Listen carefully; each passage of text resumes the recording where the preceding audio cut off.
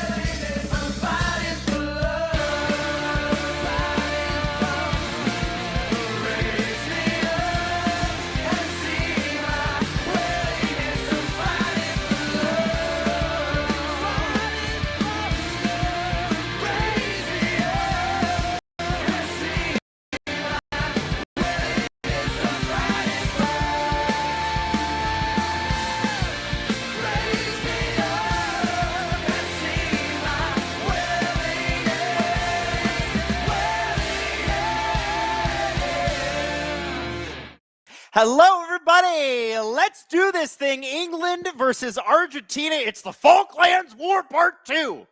Who gets the island? Actually, I know. Listen, it's a terrible history reference, but I got to do what I can here. Hi, everybody. Thrilled to have you here. I want to start off today telling you about Tim Hortons Camp Day, which is today.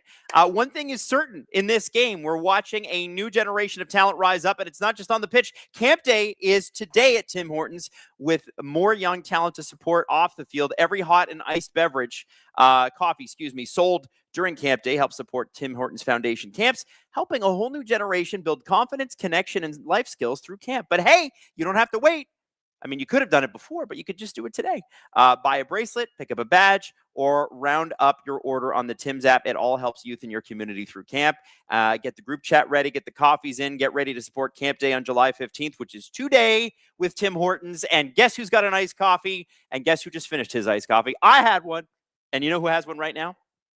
Producer Hayden. That's right. The dream team is back together. Got producer Hayden on the chat.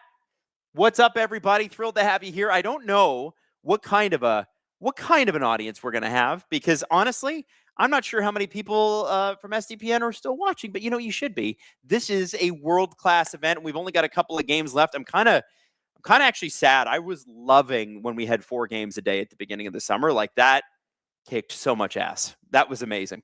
So, hi, everybody. Hope you guys are doing great. Let's kick some bootay. And I'm just going to tweet this out live for the game. Let's go. And remember, if you have any friends that are watching this game too, send them the link. Let's go. Let's go. I'm going to try to be neutral here, but I won't lie. I favor the English on this one, and that is because of family roots, of course. I got friends that are Argentinian though, and they are like, they need this more than they need air.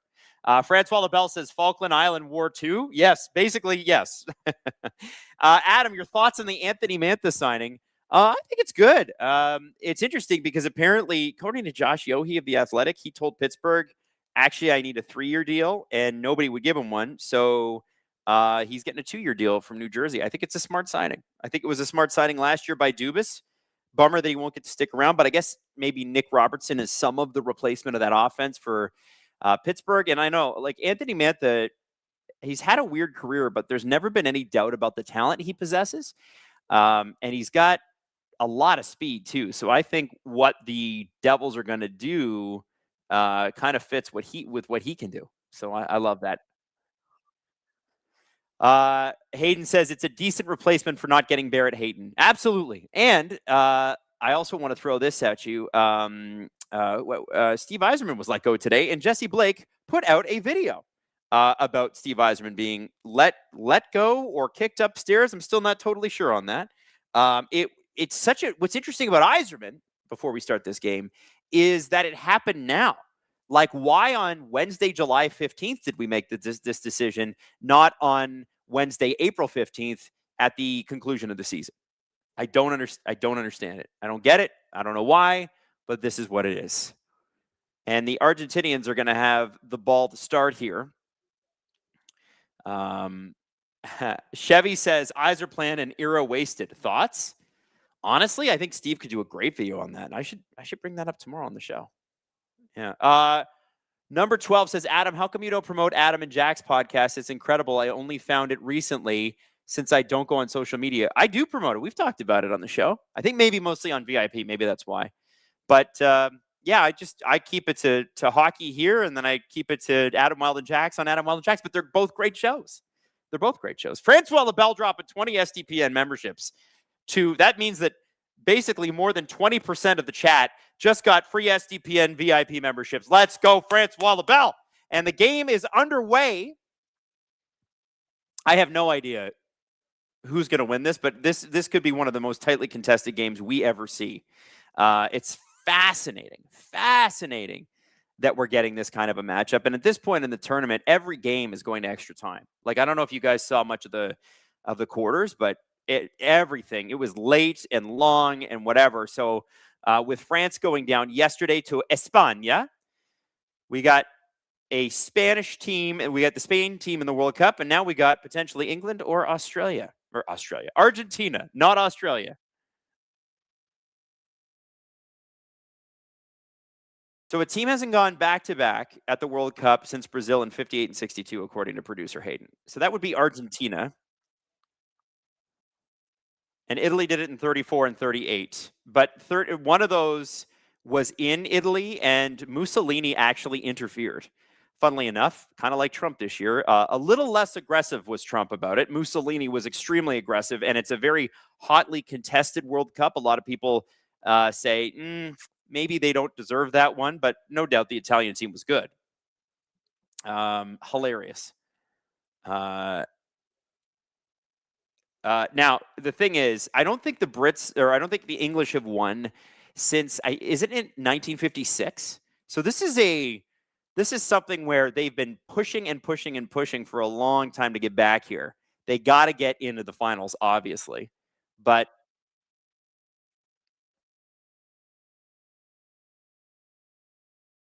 no, I have not. Hayden, here, send that through text. Send that through text. Gordo said the English have had a brutally exhaustive last 2 matches. Yeah, they have. But you know what? They obviously have a ton of skill, but they seem to be able to exhaust their opponents and still keep their head in the game. It's crazy. Matherman says, can't stay, but wanted to say Detroit sports radio is ecstatic today. Are you as well about Yzerman? Time for a rebuild of the rebuild. I don't know what the Ilitch family wants at this point. But I can tell you this. Dylan Larkin requesting a trade, I can just tell you this now, had a lot to do with his relationship with Yzerman. He doesn't like Yzerman. Yzerman doesn't like him and his representatives, or at least not like on a personal level, but just I think on a professional level, they're not fans of each other. And look at Messi. Look at Messi yelling at people. This is already a very hotly contested match, which I love. Love a little tension.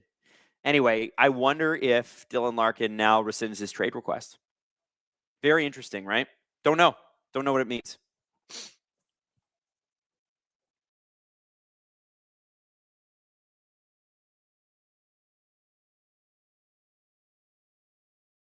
So that is a pretty bad takedown by the Argentine player.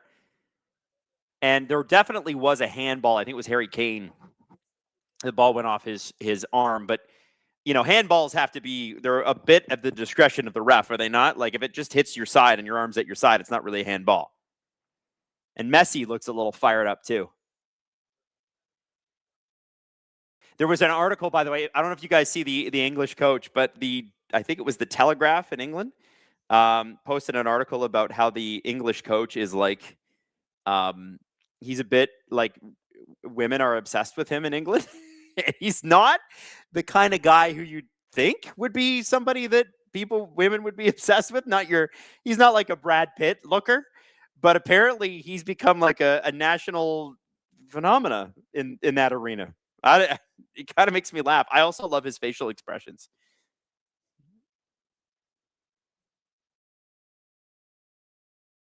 So 1966 was the last time England won. That's a long time. And if they win today, and then they win on Sunday, I will be able to believe in the Toronto Maple Leafs. Here we go. Oh, nice challenge by. Okay, I will. Nice challenge by the Argentines there. The English looked like they were coming in. And obviously, you guys know I'm a fan of soccer, but I don't know the players probably as well as you do. My wife was saying, she was watching my stream. She's like, okay, we got to work on the terminology a little bit, because she was a big soccer player until she blew out her knee. Big swimmer, big soccer player, knows a heck of a lot more about the sports than I do. So I'm going to try to get it properly, but there is going to be some hockey lingo that slips in here.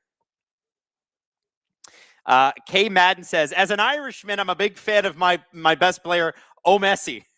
I think Steve Dangle's wife is Scottish, and they're, once Scotland goes out, they just cheer for anybody but England. That's their thing. Anybody but England. Sway says, let's be honest, we only care about Poverty Ball every 4 years. That's weird. I actually love watching UEFA when I can. And I love watching the European Championship. And obviously, the other one you should check out, Gold Cup and CONCACAF. That is the same thing, CONCACAF Gold Cup. That CONCACAF's awesome. You should check it out. Listen, if you like sports and you like competition, I don't know why you wouldn't like this. And there's a bit of a foul by the Argentinians.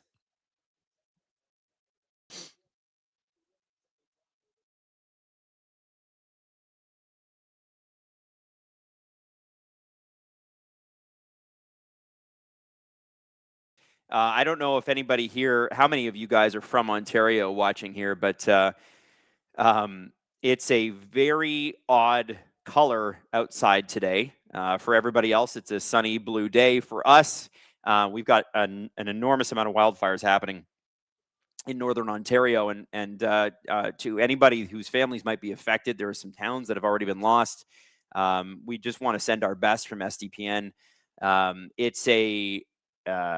It's not a densely populated area, but it is enormously important, just from a environmental disaster perspective, and obviously people losing their homes. And then, of course, you've got Southern Ontario is covered in a blanket of smoke today. It's crazy. I've never seen anything quite like it. Even in Alberta, where there were more wildfires there than I can remember there being here in Ontario. It basically looks like, that internet meme where they like, here's how they shoot North America, and it's just like a clear blue sky, and it's like, here's how they shoot Mexico, and it's got that yellow haze to it. All of Toronto looks like that today, which is crazy. So it's a tough time for a lot of Ontarians, especially in the north. So we want to send them our very, very best. And obviously, the air quality in Ontario today is the worst in the entire world. It's as bad as it can get. So anybody with asthma, breathing issues, that sort of thing, being told to stay inside. It's funny. I'm an asthmatic as well, but it's usually only like dust and cat dander that bother me. This stuff, thankfully, doesn't. But it's definitely a hazard. Denise Campbell, doesn't matter. Regardless, we're getting a blood feud on Sunday. I can't wait. Jesse Blake says, Natalie has never talked about blowing out her knee. Jesse's making a joke there because Natalie talks about blowing out her knee at least once a day. At least once a day. It's pretty wild. She's always talking about that knee, man. Definitely a crutch. And you can tell her I said that. Francois Labelle, sky was yellowish in Montreal yesterday also. Well, I think Western New York's going to see this. If they're not seeing it already, they're going to see it tomorrow. It's crazy. 8 minutes in. Well, sorry, roughly 9 minutes in.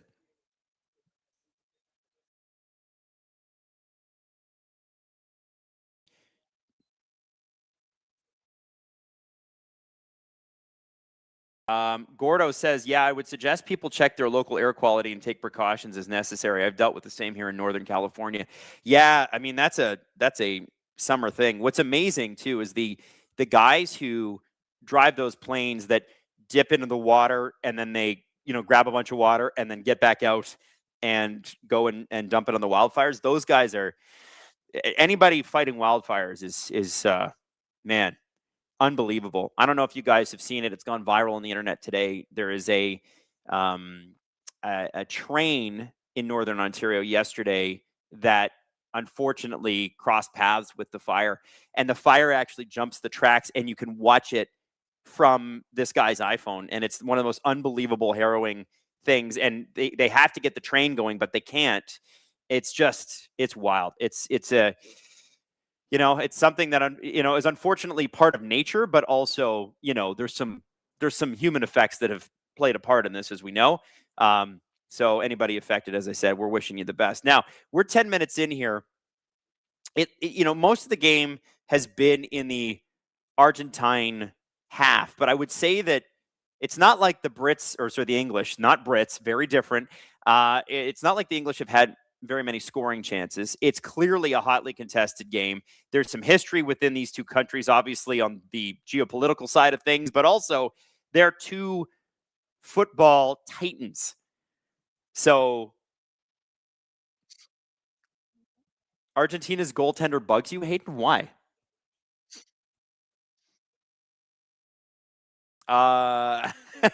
He's got a punchable face, according to Hayden. I don't know what that. Listen. Some people do. Oh, bit of a takedown here. This is positively hockey. We got a British and a Argentine player just grabbing each other.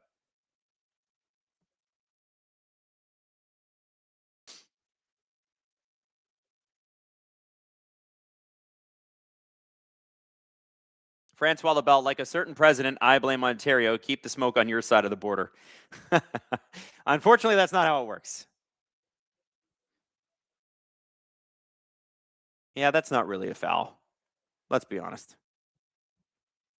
But you can tell there's a lot of funny business on the field right now. Gordo says Emil Martinez definitely has some troll-like tendencies. Steeson Schiller says, my dad hates Argentina's goalie, so Hayden has an ally in Minnesota. Well, Hayden is a Minnesota Wild fan. So there's a ton of allies for Minnesota for Hayden. Ian Ball says, I hate him too. He's an egotistical maniac. What have I been missing about the Argentine keeper, guys? Did not know that. So he's always showboating, says Hayden. Okay. All right. Steven Schiller says, Hayden's our boy. You are claimed by Minnesota, my friend.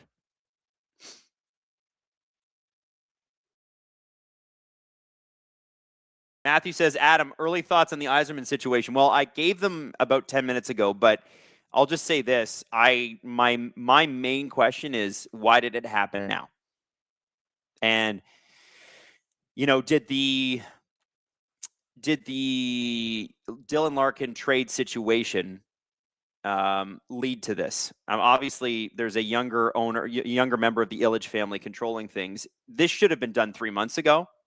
This could have been done last year, maybe even the year before. We've been saying it on the SDP. Here comes Argentina. I think that's offside. Yes, it is. But, it's time for change in Detroit. The question is, what kind of change do they want to make? I mean, maybe they gave Yzerman the draft and the free agency and that sort of thing to see if he could get something done. But the fact remains that, like, what did Detroit do? They didn't do anything. And the Atlantic just got harder. Like, the Leafs were extremely aggressive. Montreal were aggressive in re-signing guys, and I think they still want to be aggressive on the trade market. Buffalo were extremely aggressive, made some moves. Tampa, got John Carlson. What else? Florida Panthers got Radko Gudas back, and we expect them to, and Brady Tkachuk, and we expect them to be healthier next year and to be a major force. What did Detroit do? They didn't do anything. Yeah, their draft rankings are terrible too. So here come the British, by the way, or English. Gordon across. He gets mobbed by the Argentine defenders. There was like 6 of them that converged on him. I think he just held the ball a little too long. What's also amazing about watching these two teams go at it and watching France, Spain yesterday is, we obviously were cheering for the Canadian team here at SDPN because duh. But the Canadian team had some really good aspects, but when you see how these guys play football, you go, there's good and then there's great. And these guys are just another level. They just are. They just are. Steven Schiller says, the Argentine goalie simulated certain actions with the cup that my dad found distasteful at the last World Cup. Interesting.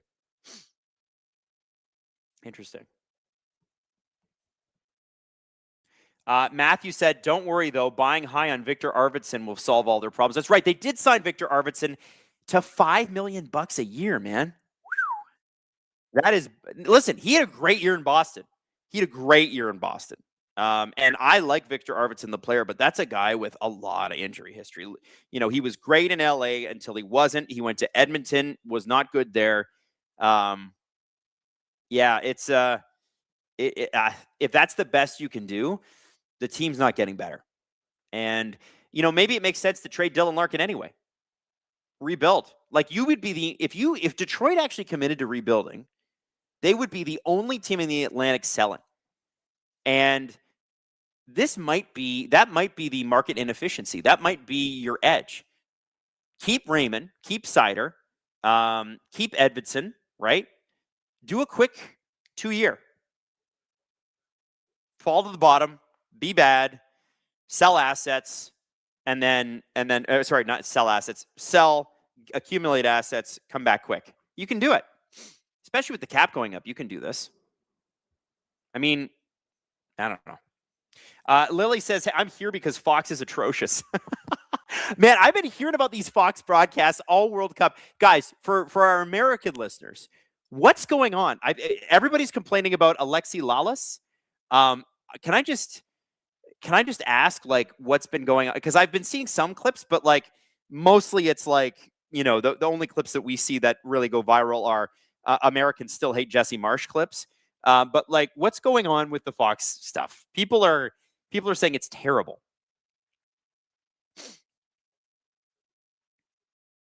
I gotta know. I want to know. I want to get your reviews.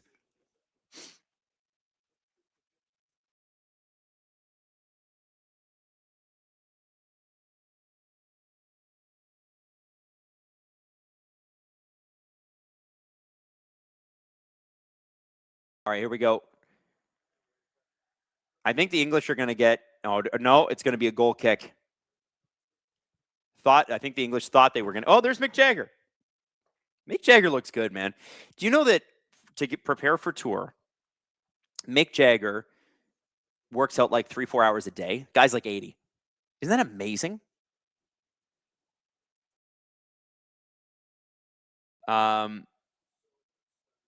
Sherwin on bass. Alexi Lalas is the worst thing to happen on microphone ever. Rob says, I'm watching on Telemundo and listening here because the Fox commentators absolutely know nothing, and Fox is a deplorable company. It's interesting.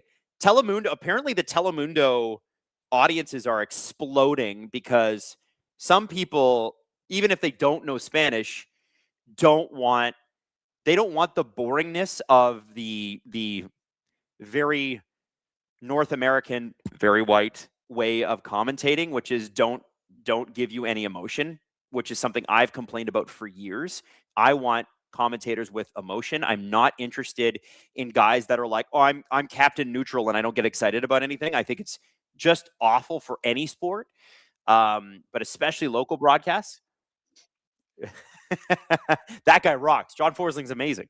But you need energy, right? You need that. And so apparently the Telemundo broadcast, because they're so exciting and fun, people just want to feel that energy and emotion, even if they don't understand what's going on. And I think that's what's, I got to tell you, as a broadcaster who used to work in traditional broadcasting, TV, radio, whatever, what we didn't ever understand and what our bosses never understood is that it wasn't always about what we said. It was about the emotion behind it. How does it make you feel?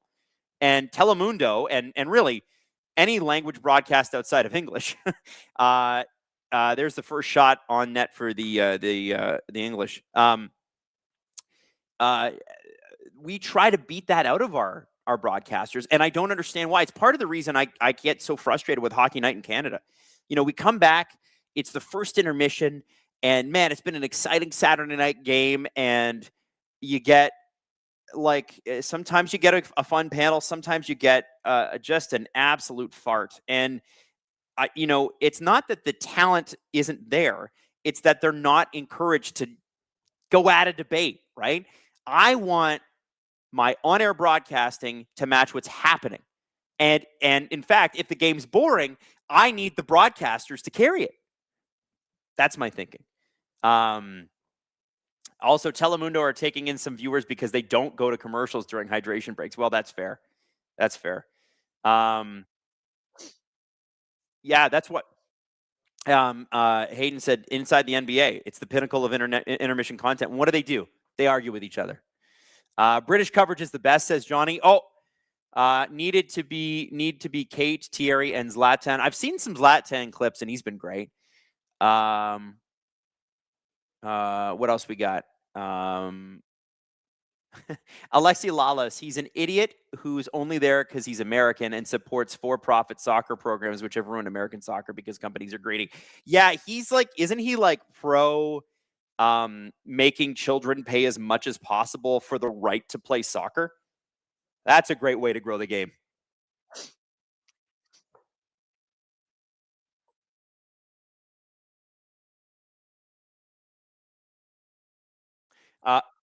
Sadine Magic 15 says, hi, everyone. I guess I chose the right day to take off work. Yes, you did, sir. By the way, it's worth mentioning, I'll be back for the World Cup final on, I can't call it that. I'll be back for the final, with apologies. I will be back for the final of this soccer match on Sunday. Also, the Fox One commercials are all disingenuous patriotism slop and pushing hard news stuff. It's such a weird choice. I can't wait to cancel the subscription. Viaplay in Sweden have a few commentators I like. Nicholas Holmgren is one of my favorites. I've heard Viaplay puts together great broadcasts, and especially I've really heard some good things about their hockey as well. Apparently their hockey's phenomenal. Absolutely. Destiny says, how come you can't say those two words? Is it copyright? Yes, it is. Just like we can't say Stanley Cup during the finals. It's just the finals. Just like you can't say Super Bowl during Super Bowl unless you pay for the right to say Super Bowl.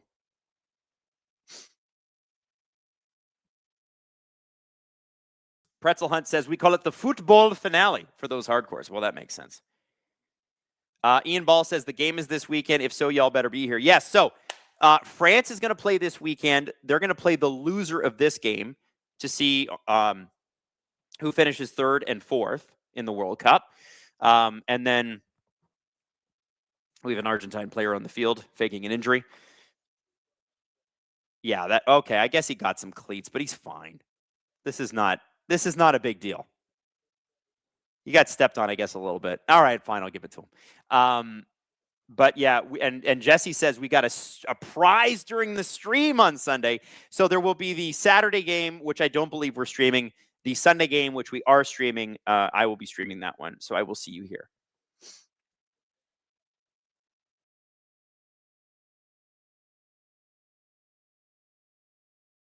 Oh, yes, there is a halftime show for this the final on Sunday. Isn't Justin Bieber performing that? I know Jesse's favorite band, BTS, will be there. Jesse, if you guys don't know, Jesse is a hardcore BTS guy. And I think, was it McDonald's? Who had the dolls? Who had the BTS dolls? Anyway, Jesse got all the BTS dolls. And there's like 7 of them when they all came out in 2019. I remember that. We were at the radio station. He's like calling around trying to get these dolls, and he had them in his office. It was the best. Lots of pushing and shoving. Denise says, thank you for that, Adam. I think some schools being used in Sudbury for fire refugees. It's bad. It is bad. It is bad. Johnny says, BBC and ITV also don't go to commercial in between quarters. It just feels like a North American thing. Well, it is. It's a way to make more money. And here we go. Messi with the corner kick. Set piece. Let's see what happens. Oh, and it is headed away by the English. And actually, it's called dead. I don't know why. What happened? It's going to be a goal kick here.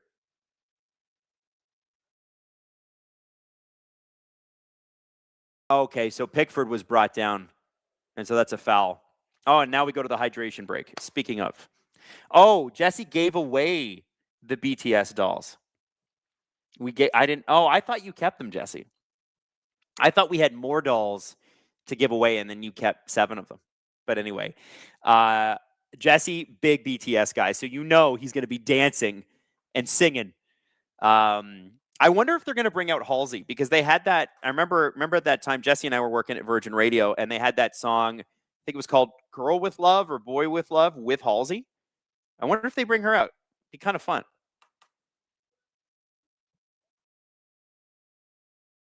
Who won't show the halftime show? BBC won't show the halftime show. Why? Is that just? I know that. I know they tried to bring halftime shows to the EPL in the 90s, and people are like, what the hell is this? Get away from me.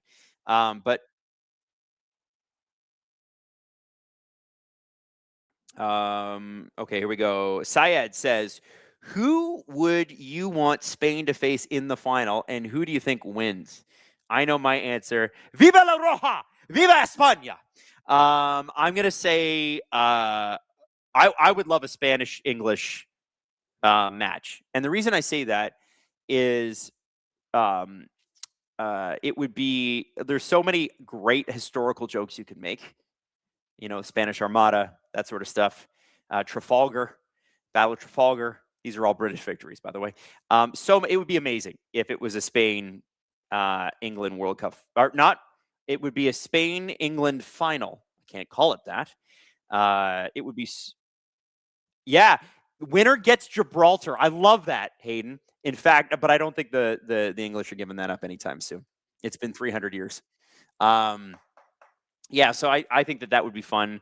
Although Messi versus Spain would be interesting too. I'll just be biased. My family's from England. So England on my father's side, America on my mother's side, America and Canada on my mom's side. So, you know, those are my loyalties. You got it?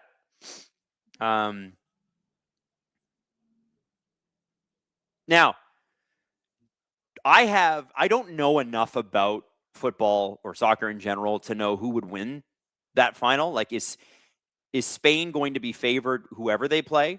They looked pretty damn good against the French yesterday. They had it together.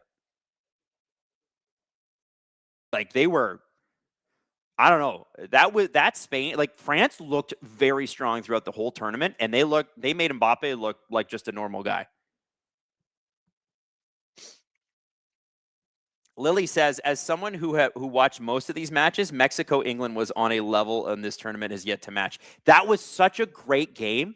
I'm so with you on that. I watched that with my family. I just, every minute of that game was good. Every minute.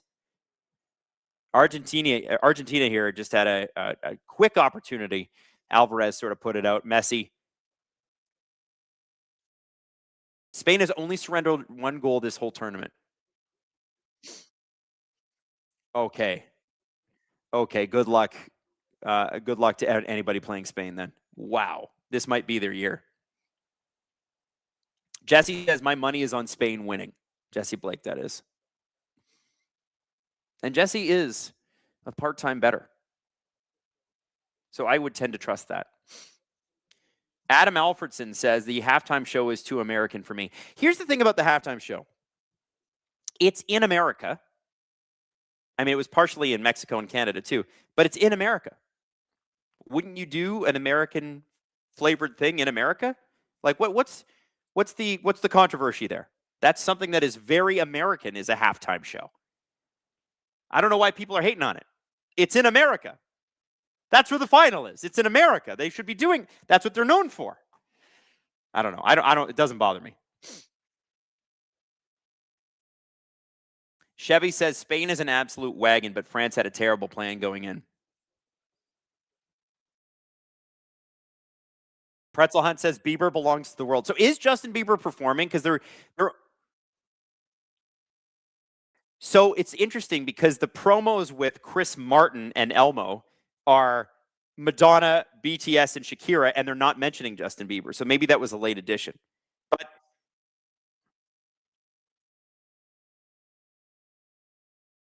and it's curated by Chris Martin. I'm glad they have Bieber in there. It's nice to see him performing. Whether you're a fan of his or not, that guy has not had an easy go of it. I'll be honest with you. Like, there's stuff that the general public just does not know. And he didn't have an easy childhood, man. And listen, you can say, oh, well, he's a pop star. He has lots of money and whatever. And that's all true. But this is a guy who was so paralyzed by physical and mental health issues that he couldn't perform anymore and is now slowly getting back into it and is a great artist. I don't know. I think it's cool. It's nice to see. I'm rooting for that guy.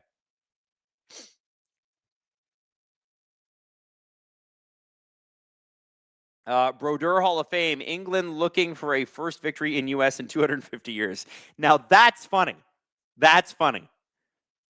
Did they win? Well, they must have won some games at the 94 World Cup, but that's funny. Jacqueline Kay says, Madonna's new album is pretty good. Yeah, Jax, my who I work with on the Adam Wylde and Jack show, she said it's phenomenal. And you have to remember when the first Confessions album came out, we were like in our teens, and it was a big deal. So it's nice to have that.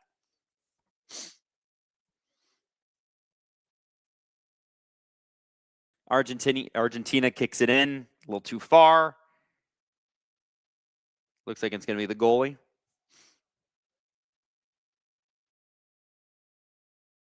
Elite Tom Wilson says England didn't qualify in 94, if I remember correctly. Whoa. Interesting. Did not know that. ABC says Madonna is still making music. Yes, and she's making good music. Listen, you guys know that I'm like a hard rock metal guy. Got a soft spot for Madonna's music, man.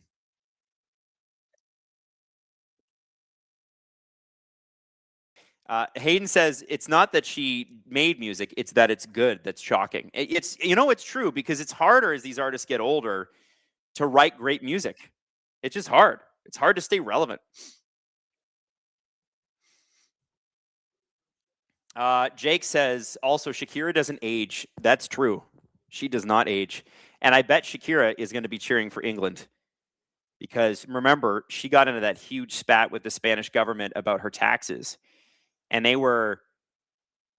I think they took something like 66 million pounds from her.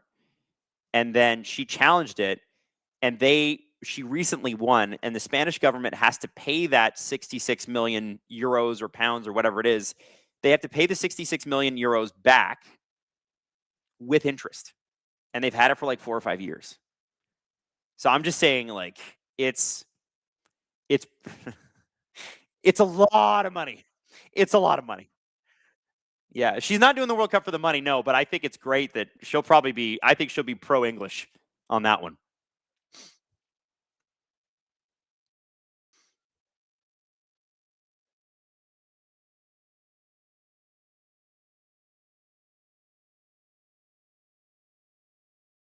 Hayden says, "How many shots of Meghan Markle will we get?" I don't think they're going to. Are they going to be there?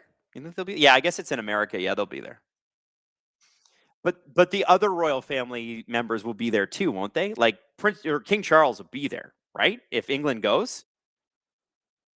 And I believe Keir Starmer, who is about to resign as the Prime Minister of Britain, is here today, and he's going to fly home and resign like tomorrow, which is so weird and wild. British parliamentary system is crazy. Kira says, "Hello, friends in Canada, watching from Russia but rooting for England. Hope your fire situation there gets better soon." Well, thank you, Kira. We appreciate you. That's really nice. Elite Tom Wilson, Adam, have you watched Love Island? And would you consider a bachelorette type segment on it? Because I think y'all would have a field day with that show. Love Island is amazing. The problem for me with Love Island is the commitment. Like one of the producer on the Adam Wylde and Jack show, Stephanie, for like 4 weeks was like the only two things I've been able to watch just because of time constraints are the World Cup and Love Island. So I'm a below deck fan, so I love below deck yacht, sailing yacht, and Mediterranean. Below deck Mediterranean this year is so incredible. Like, it's so good. I love the Real Housewives, all the different versions of them. Oh, here we go.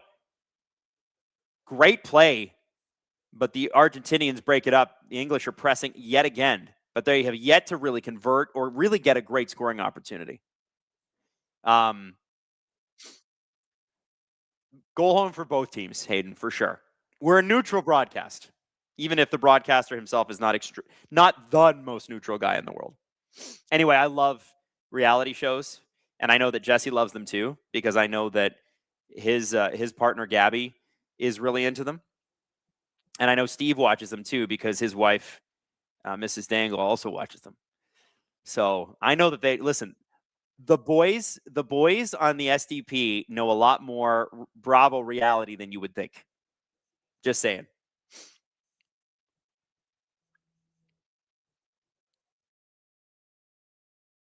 ABC says the only reality show I watch is Ink Master, and it's a shell of itself. Man, the first few seasons of Ink Master were insane. They were so good. Another show I love from the Paramount Network is Bar Rescue. Bar Rescue, I will sit and watch that for an entire afternoon. Bar Rescue is incredible. My mom loves Bar Rescue. She loves John Taffer. Shut it down! That guy with his crazy eyes. Love that show. Bar Rescue and Kitchen Nightmares. Oh, Kitchen Nightmares. Elite. Oh, shut on! The English have it. It's a bunch of headers, and the Argentinians get it out, but that's the first legitimate scoring chance off a free kick. And that was close, man. Oh, Messi. Incredible moves here. And he gets taken out, and that's definitely going to be a foul. Messi's looking like prime Messi. Listen, that's a yellow card. Oh, boy. And the ref has got to push all the Argentinian players away just to say, hey, guys, yellow card. Just a heads up, yellow card. Just so everybody knows. Man, these guys are pissed. It's hot out there. Pretzel Hunt says Kitchen Nightmares UK and Hotel Nightmares. Hotel Nightmares is good too. Very good. Very, very good TV. You know, Gordon Ramsay has like 6 or 7 TV shows at any one time. The guy's a machine. Absolute machine. That's a yellow card to Anderson, by the way. He's amazing. I think he was on what podcast was I listening to where they interviewed him? But he was talking about his car collection, and I was so envious. The guy's got like 250 cars. That'd be my dream. And he's got them. And oh yeah, I've interviewed Gordon Ramsay. Hayden said apparently he's super nice. Gordon Ramsay is I know he comes across as like a really gruff guy on television. When you interview him, he's a phenomenal human being. Like really, really nice guy. It is a character he plays up for sure. For sure.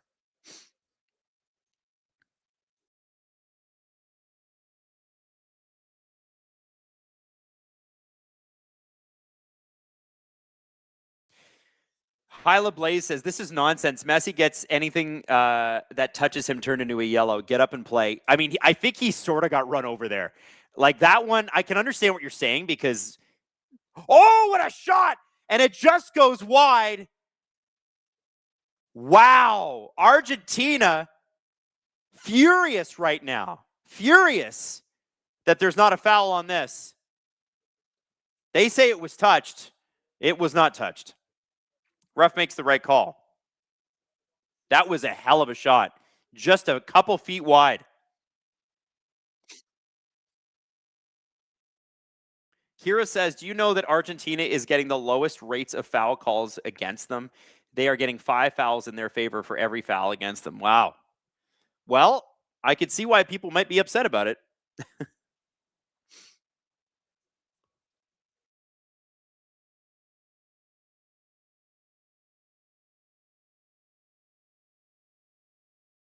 City Magic 15, hey Leafs, take a lesson. That's how you respond when someone messes with your best player. Amen. Sedin Magic. Amen.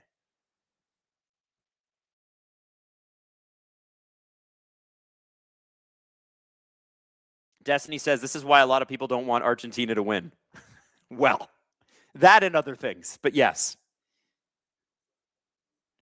And so Hayden really does not like the Argentine goaltender. I'm assuming he also hates the fact that he painted the side of his head with the Argentine flag. I actually didn't mind that. But I suppose in the context of his apparent personality defects, which Hayden was happy to point out. Hayden says it's only okay if you're in the stands, but on the field, no. See, I like that they do that because these guys don't wear helmets. So you get to see their faces and their hairstyles and everything. You know what? I would respect any player that got a face tattoo in the NHL. Get a face tattoo. Let's see it. You guys are tough guys. Let's see it. Elite Tom Wilson, do you follow TFC at all? I'm in the DC area and I went to a United versus a TFC game last year. Absolutely electric. I love TFC, but the problem with TFC is every time they get good, they do something stupid. The last time they were good, Tim Bezbachenko was in charge and they alienated that guy, ran him out of town, and they've had the highest payroll and some of the worst results ever since. And so to me, it's like, why am I watching? If I'm going to give up the time it takes to watch a game, I need Maple Leaf Sports and Entertainment to put together a team worth watching. And so, yes, I followed them very closely those 2 years in a row where they went to the finals against the Sounders. Both years they lost one, they won one. I watched them in CONCACAF. They were amazing. It was amazing. Those years were incredible, but now watching them is just a little depressing. And then, the two Italian guys they brought over who absolutely hated each other. It's just, I don't know. At a certain point, like, I obviously will watch the Leafs win or lose. I watch Formula One no matter what. But I've only got so much time. And human beings only have so much time. And of the 25 years TFC have been a franchise, I think only 5. Oh, we got another yellow on the field. Uh-oh. Pulled the jersey, it looks like. Let's see the replay here.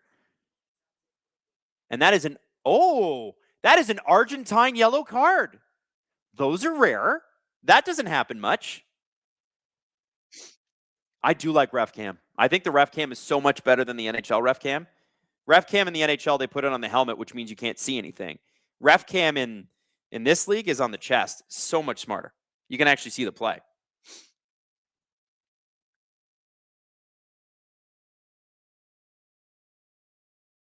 Denise Campbell says, Prince William will be there as he's president of English football, but the King of Spain will also be there. I see you got to have the royal families, both of them there. And you got to have them taking a picture together, don't you think? If that's what happens. Loser bends the knee. Yeah, right. Hey, never going to happen. France Valdebell, can you imagine Dylan Larkin getting a RW face tattoo earlier in his career? Maybe.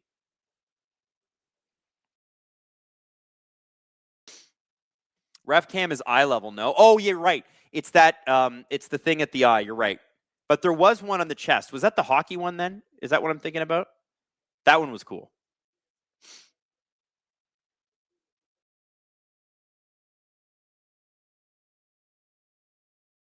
Just a few minutes left in regular time. We'll obviously have a stoppage time extension here, but there hasn't been a lot of stoppage time. I'm not expecting it to be much more than about like 3-4 minutes.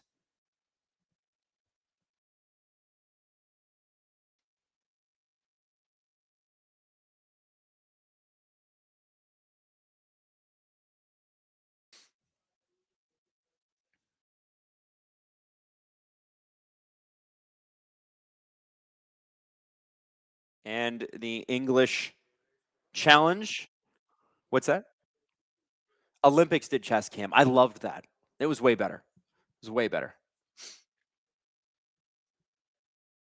Hyla says, my guess is 4 minutes of extra time. That'd be my guess too. The only thing that, like, there's been a couple of times where, players have got tangled up. So I think that's usually where it would be.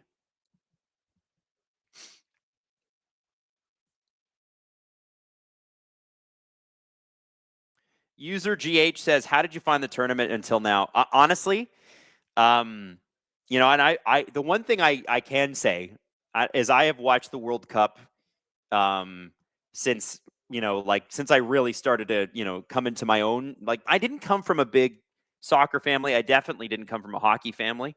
Neither my mom or dad were hockey fans. But I have watched every World Cup since 1994. And I was quite young in 94, so I only watched a little bit of it. But 98, I can remember really well. I remember, I was watching a game when Zinedine Zidane headbutted that guy, one of the most famous moments ever. There's I have found this tournament though to be the most compelling of my whole life. Like the one I guess in December 2022. Remember, they played the last World Cup around Christmas time because it was so hot in the Middle East. The one in Qatar. I liked it, but I don't think I found it as fascinating as this one. I love the fact that they expanded the amount of teams. It's so much better. It's just been a very compelling tournament. The games have been amazing. And seeing, teams that are, that kind of come out of nowhere and go on runs and stuff, that's been amazing. And it makes me so sad that the NHL World Cup is only going to be 8 teams. Like, we keep saying, make it 16, make it 16. Meanwhile, the FIFA World Cup is 64 on the men's side. They're saying after next year's Women's World Cup that they're looking at expanding that one too, which will be awesome.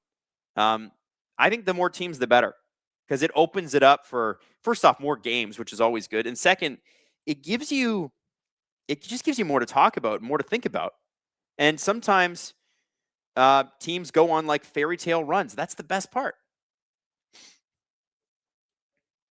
So +3 in stoppage, by the way. So we've overshot it. We're already a minute into stoppage time.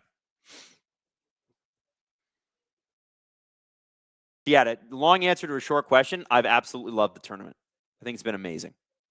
It always is, but like this one, I think this one's been special. Insider J Money, Flyers need to offer sheet Messi and McKenna. Folks are saying. The streets are saying.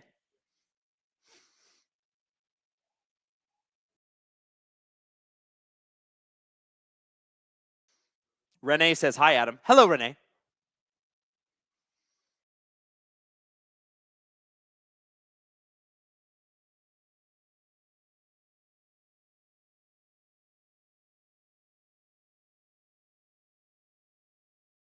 There is a offside flag on the field there. Argentina ball.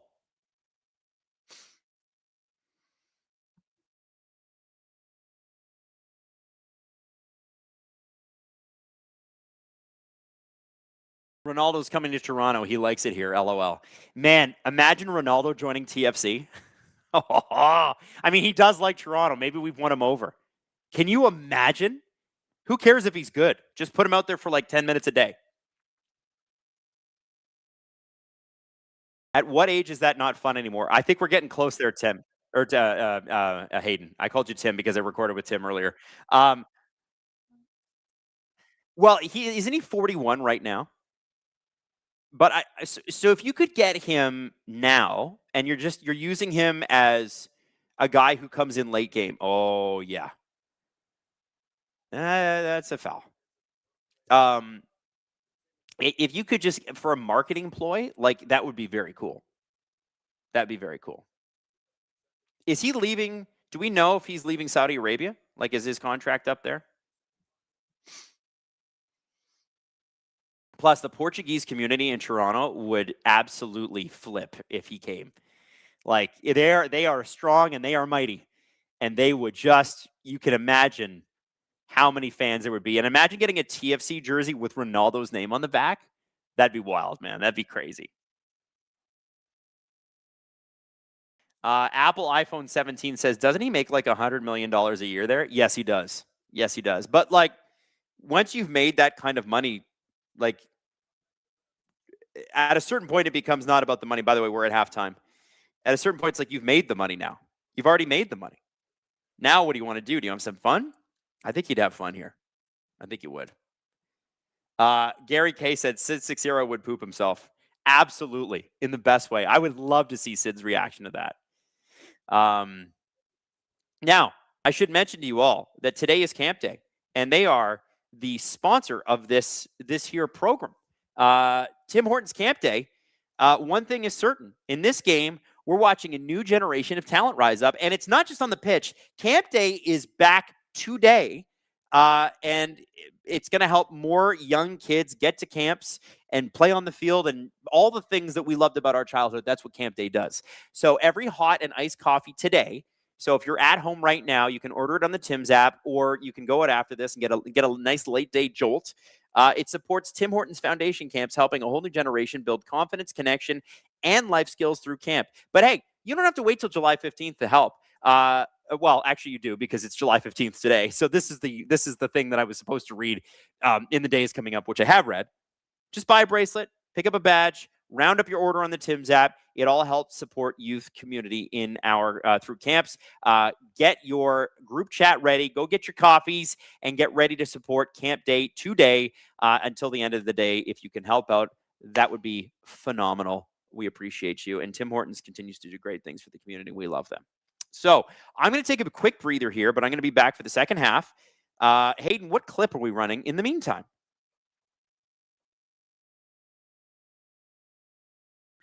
Ooh, it's listen, if you're a hockey fan, which you probably are, it's a Jason Robertson clip, which I think you're going to find interesting and fascinating considering his brother just signed. Wouldn't it be interesting to see Jason Robertson in Pittsburgh? Just saying. Anyway, check it out. I'll see you at the beginning of the second half. Normally, I wouldn't bring it up quite this way, but Jason Robertson has filed for arbitration. Now, no longer offer sheet eligible. Mm-hmm. And I think he'll sign in Dallas. You know, it's pretty clear that's going to happen. It has the way CJ, yeah, it has to. The way CJ was talking about it, though, gave me pause. And it makes on me... On the CJ show? No, yeah, on the CJ show. I paused the CJ show and stopped listening and had to consider what CJ had dropped in the sauna. Okay? That was so funny, by the way. Two sauna shows. I love it. He basically hinted that this arbitration could be the last contract Jason Robertson signs in Dallas. And it could be in the good way where they don't go to arbitration, they sign the extension, they get it figured out. But it sounds like Dallas is like, we're not paying you more than Mikko. And he's saying, rightfully, well, but the salary cap's up. So actually, I should make more than Mikko. And he should. He's right. It just sounds like Dallas won't do it. And so either one Mikko's side... deal is so crazily reasonable. Yeah. Like in hindsight. It's insane. Oh. $1 million more than Nylander. Which also looks extremely reasonable. Yes, it does. I think that with Jason, first off, I think Mikko Rantanen should have stayed in Colorado. Just want to throw that out there. But anyway, yeah. With Jason Robertson in Dallas, this really could be it. And he really could, if he does the 1 year deal and they go to arbitration, whatever, this could be 40 goals and you're a free agent. And I do wonder about that because we talk about who were the big free agents this year again? Like who the hell signed? Right? Like who was the major deal? That was 2 weeks ago, and I don't remember. Right? Because it was just so many trades, and I don't know. But there was guys who were like, 30 goals ish. Like Bobby McMahon, I'm who trying was to not think a of free agent. Who signed for the biggest cap? He's an hit extension. that was a UFA. Like Radish doesn't count. No, neither does Bobby McMahon. Right? Oh yeah, he re-signed. I don't know. That's my point. Robertson to unrestricted free agency. If he throws another 40 on the board, that is going to be Titanic. And I want to the way it was being hinted at is like, this could be, he wants to be in Dallas. Dallas wants to keep him. They can't agree on money. Well, that's the biggest problem. If this continues this way and he walks and that's a free agent next year, holy shit. So here's Robertson's problem. No one conducts business like that anymore. Like everyone gets burned. Everyone. You don't let guys of that quality walk. No one is looking at the Leafs in the Marner situation and going, that's what we should do.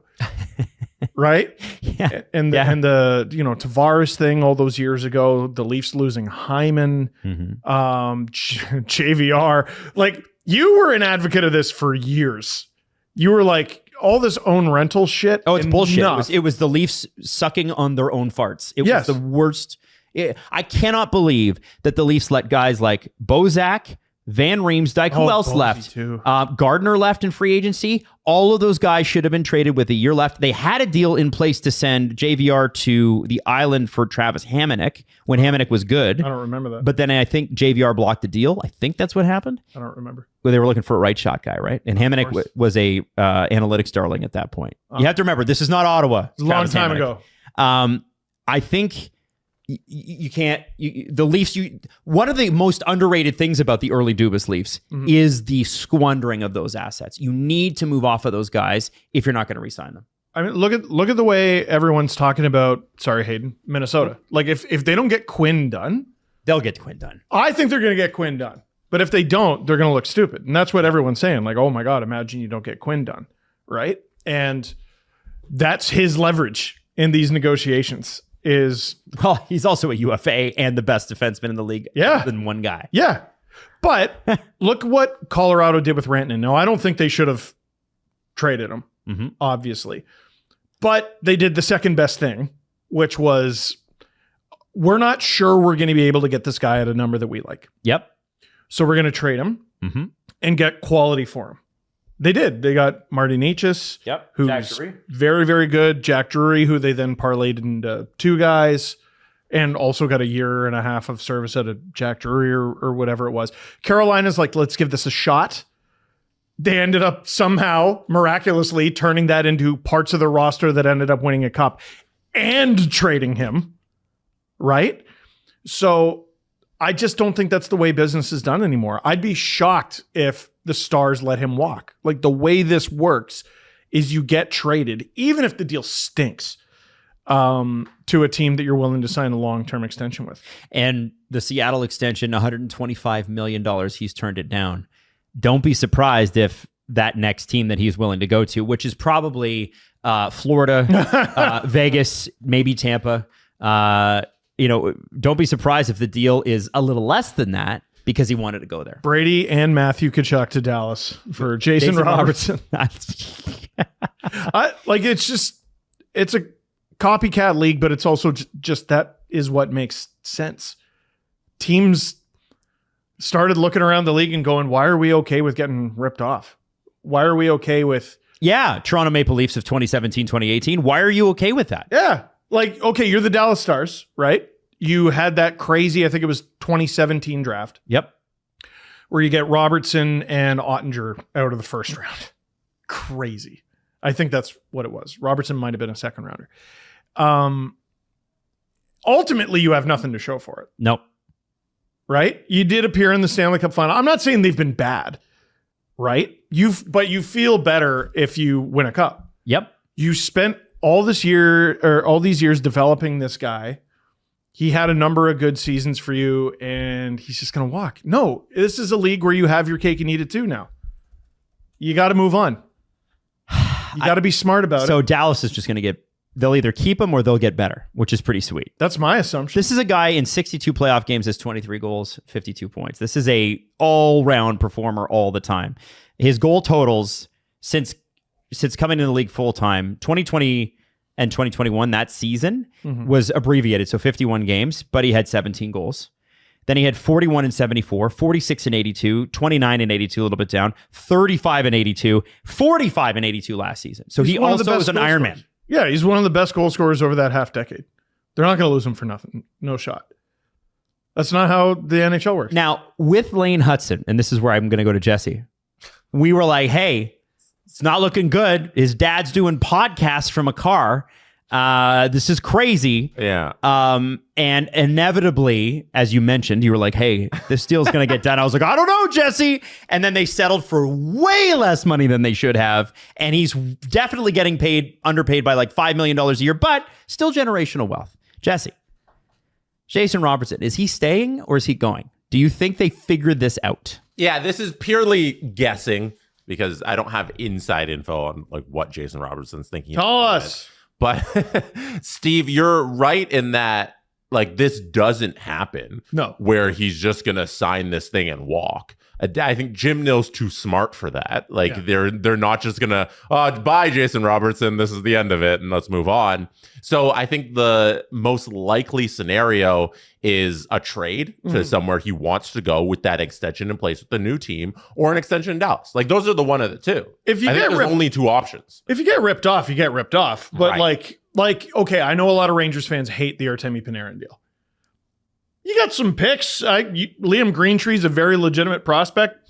You got to get something. Exactly. There's no case where you're just letting this thing play out and he's a UFA and that's all of it. Like you're trading him to get something back. I honestly think if I were to put a bet on it, he's a Dallas Star in the start of the 27-28 season. So you think he's just going to stay? I think there's a shorter term extension that'll come for Jason Robertson. Yeah, I don't think it's the full 8 years that he's still eligible for to sign with Dallas, but I think there's like a 3-year deal in there. You're fighting for opportunity or you're fighting for money. Nick Robertson wanted a trade because he was fighting for an opportunity so that he could earn money. Jason Robertson doesn't need to do all that. He's Jason Robertson. If the Stars find a way to come up with the money, there's a first line role waiting for him basically until he retires.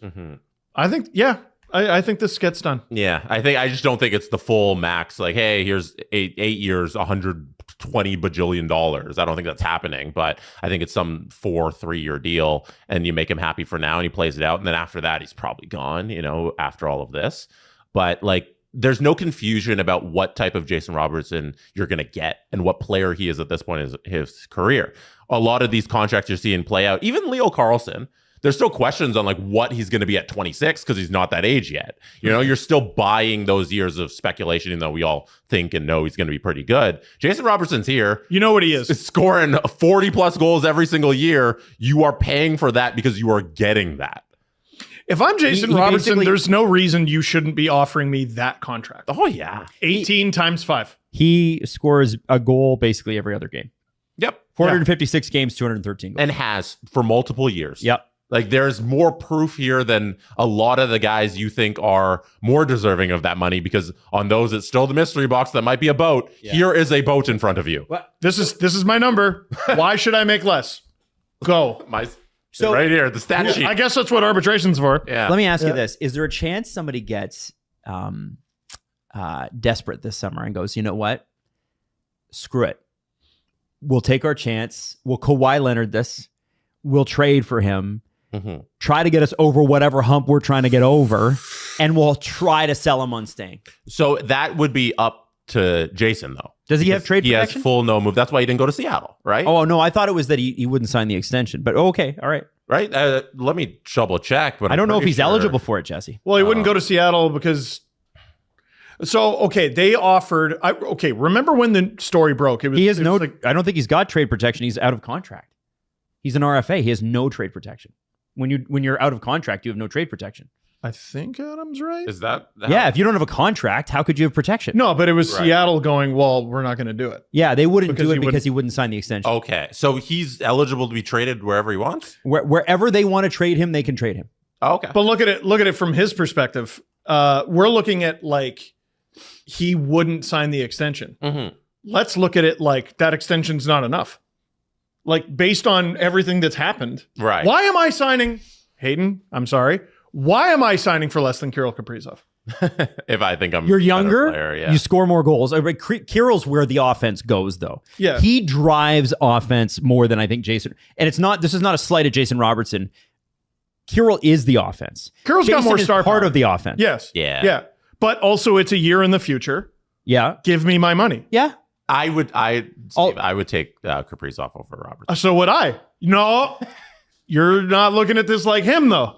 No, currently, like the contracts, I'm still want to pay Kaprizov today more than that yes. amount. Yes, me too. Yeah. Me too. Yeah. No. I think it's a But bad comparison. No.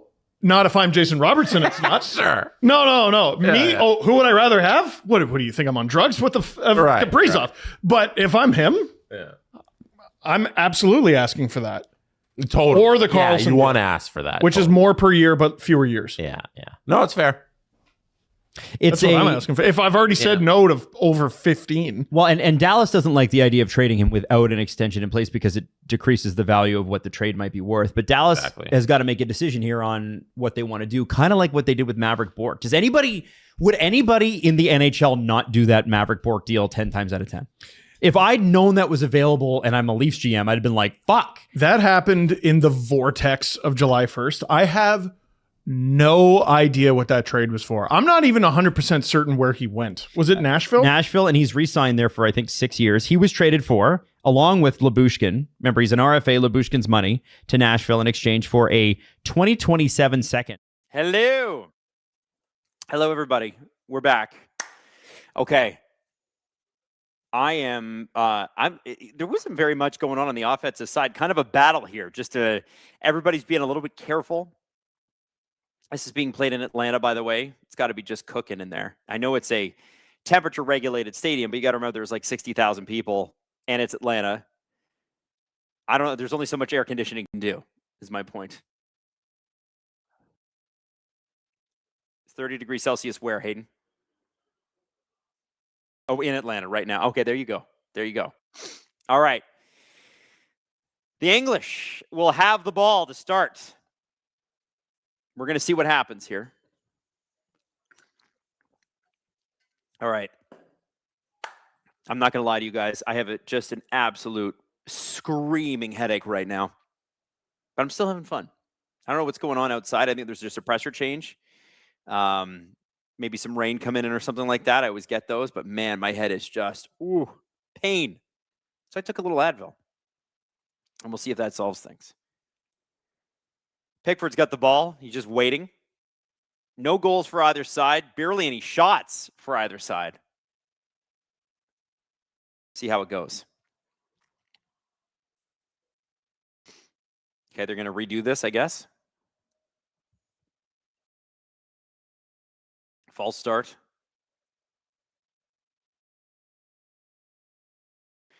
Argentina with a card in the first, which surprised a lot of people because they're not taking a lot of fouls in this tournament. England also with a card. So it matched up pretty evenly there.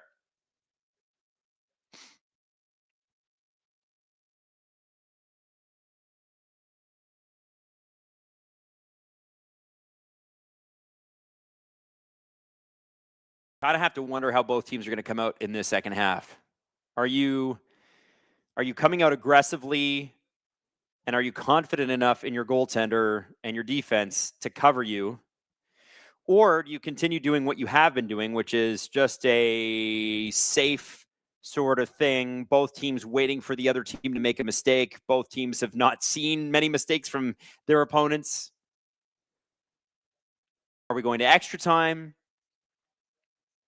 Remember, extra time's an extra half an hour. Then it becomes a full-on hockey game. That's the thing about these two, is like the games are so much shorter than hockey, which makes it fun. I'm actually of the opinion that hockey games take too long. I think they should be 2 hours, 15 minutes, maybe 2 hours, 30 minutes, not 3 hours, unless there's overtime.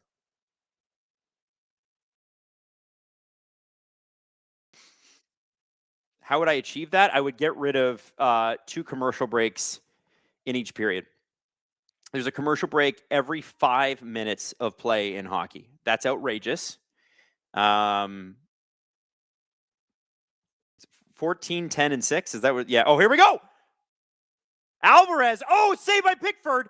And that's the first I guess it's the second real chance for the Argentinians. They had one off the shot. Alvarez with it again. He finds room. Shot, and it's off the side of the net. Ooh, looking dangerous here, Argentina in the early going.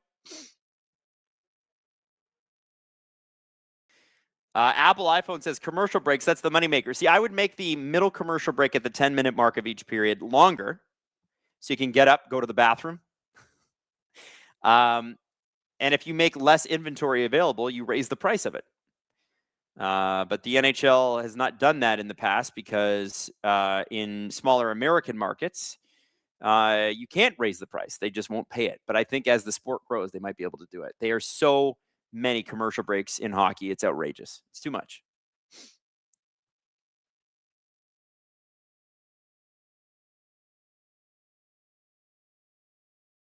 Also, yeah, there should be a time limit on offside reviews. It's outrageous. In fact, there shouldn't be offside reviews. They should just do what they do here and have VAR. Hayden was telling us about VAR. By the way, this should be offside here. Is this not offside? No, I guess not. Messi run off the field. Physically run off the field. And I think that was Jude Bellingham that did that. Jeremy says, if sponsors know people are getting up for longer breaks, wouldn't they pay less? In theory, but the reality is that you can, if you make less inventory available, it will be more expensive. You can mathematically make it work. They don't try.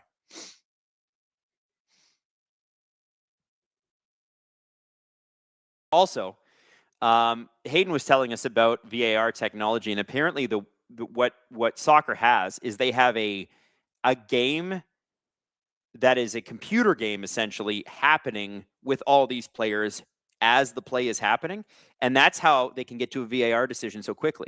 Is they're not going back and reviewing it and doing a whole bunch of different camera angles. They've got the technology that just says this person is actually offside. And here's how we know. And it wouldn't be that hard to replicate in hockey. Here's the problem in hockey that people don't like to talk about. The owners are cheap as hell. That's what it is. The owners are cheap. And they don't want to do this. But the technology currently exists, especially with AI. The technology absolutely exists to be able to do this. They just don't want to. They don't care about pace of game. Oh, it looks like Cole Perfetti and the Winnipeg Jets have avoided arbitration, according to Elliot Friedman. 5 years times $6 million. Good for Cole Perfetti. Hell yeah. Nice. That's a life-changing amount of money.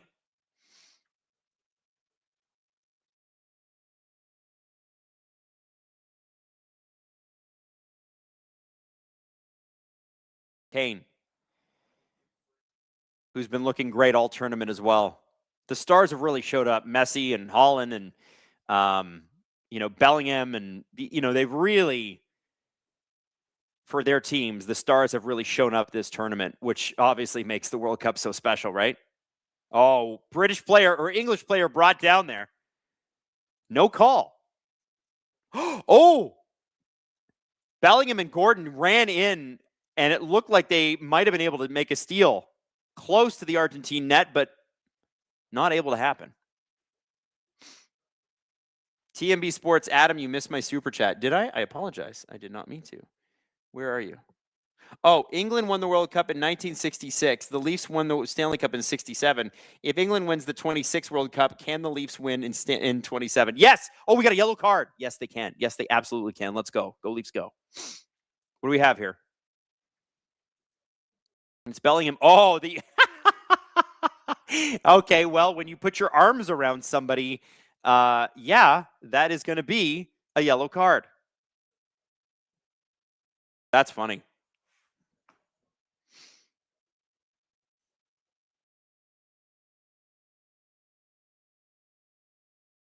People in the chat are upset about the lack of yellow cards for Messi and the amount of calls he's able to draw. I mean, you do want to protect superstars in any sport, but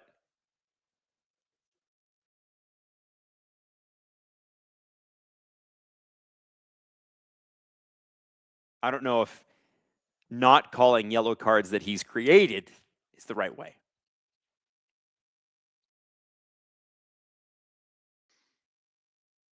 Ian Ball, why can't the NHL replicate FIFA's new technology? This would fix so many problems. Oh, they can. They totally can. They're too cheap. That's the beginning and end of it. They're too cheap. And we got a foul here.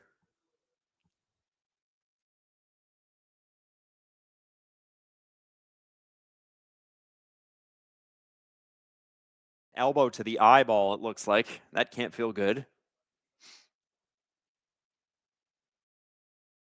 Oh, it looks like his fingers hit him in the eye. Ooh.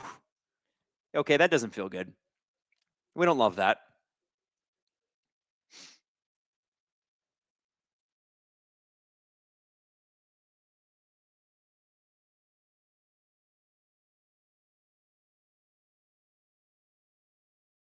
Currently approaching the 53rd minute. Still a bit of a grappling match here. Not a whole lot breaking on either side. There, Alvarez had a couple of shots a few minutes ago. The English tried to challenge the Argentine keeper, who everybody hates. Steal the ball. Didn't work. But Argentina has looked better in this half than they did in the first. There's no question about that. They're much more involved in this game. The English a lot more on their heels here.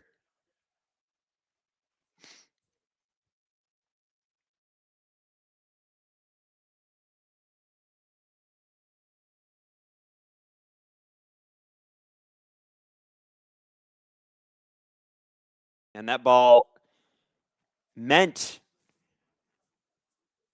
for an Argentine player just kind of goes wide, and it's going to be a goal kick.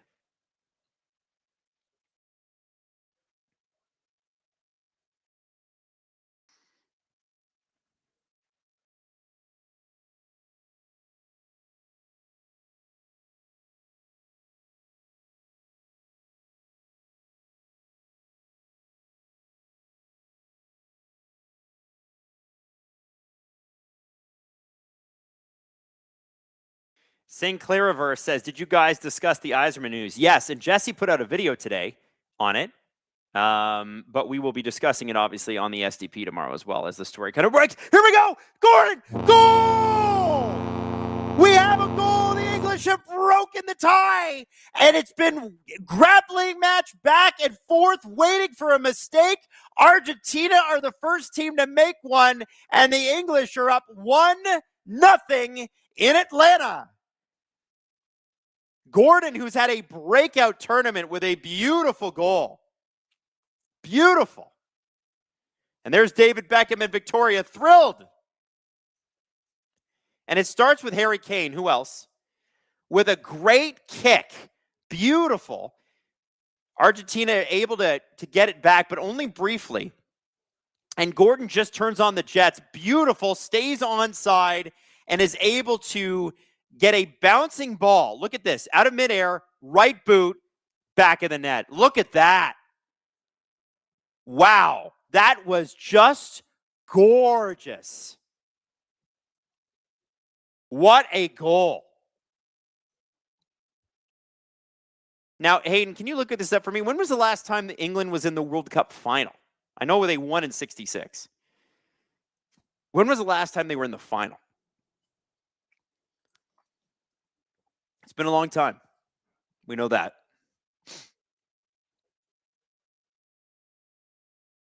And you can see the stress on the faces of the Argentinian fans.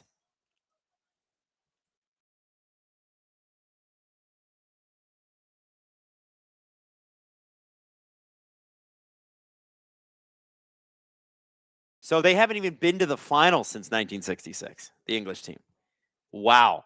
We could be watching history here, guys. That could be very exciting. Who did they beat in the 1966 final? West Germany. Get out of here. That's crazy. 4-2. Wow. Now, Jessica is making a good point. Still lots of time. They need to be careful, play smart. That is true. But a nice interception there. Harry Kane at the top of the box.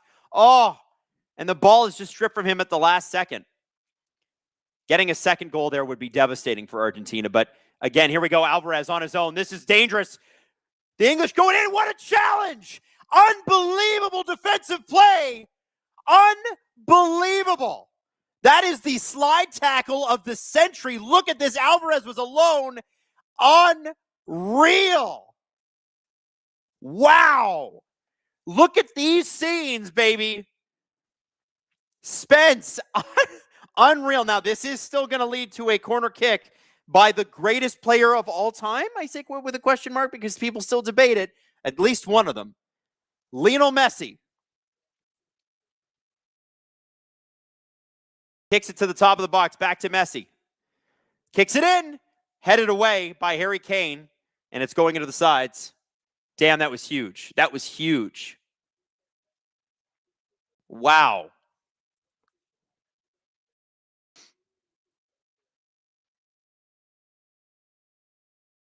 Yeah, they do that play a lot for the corner. You're right, Hayden. Messi. Ball back out. Argentina pushing now. They have been pushing a lot more in this half than they did in the first. And honestly, like I look at the way it's gone down. I mean, if you were to pick a team thus far that's been more dominant, it's clearly been Argentina in the second half here. But England took advantage of an opportunity, and they really finished well. Pickford knocked out of play by an Argentinian player. I don't know how they're going to do this, because I think Pickford actually headed that, but he was bumped by an Argentinian player on his way up. Look at this. They're showing the goal again. Wow. That was not an easy goal, and man, Gordon really rocked that. That was incredible.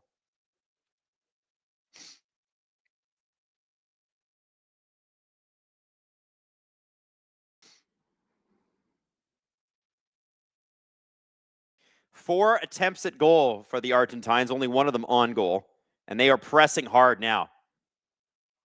Definitely put Pickford under. Oh, here we go. Messi alone in the box. Oh, and the Brits or the English just got there on time.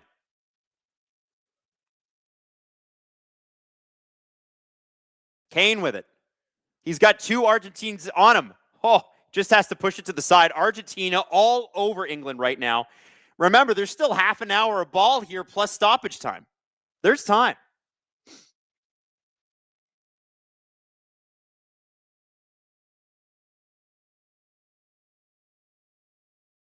Anderson and Spence really trying to stop the Argentinian offense here. Can they hold for this long? The English have got to get out of their own end.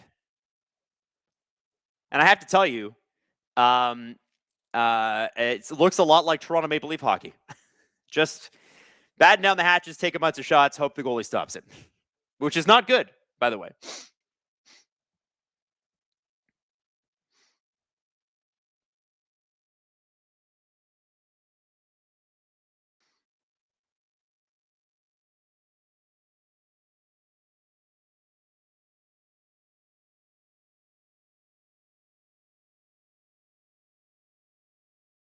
And that shot is wide, well wide of the net.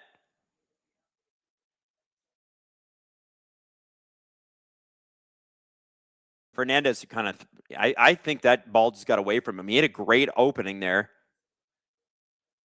And it went well over the net.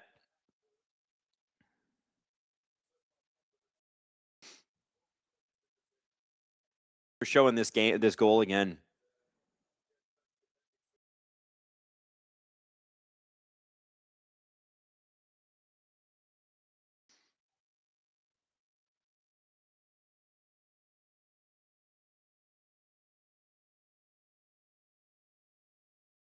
Hyla says the timer is off on the score bug. Just a heads up. I didn't know that. Thank you for that. It's saying 1 minute 13. Okay, well, the game just started, apparently.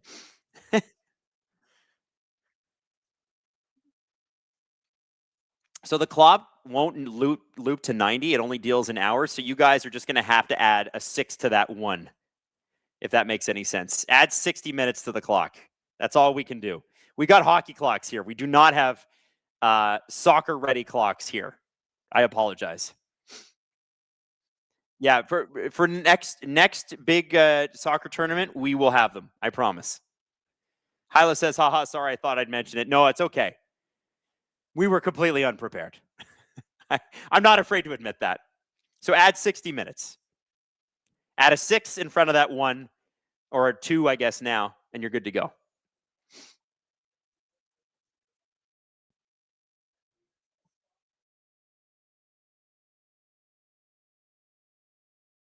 You can hear the fans just chanting away.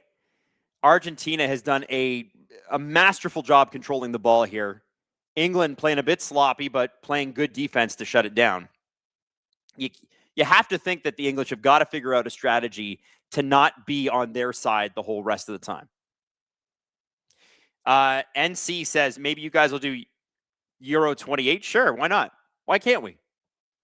Listen, do the audiences for this compare to what we get for hockey? Well, once Canada was out, no. But who cares? We're all here. We're having a good time.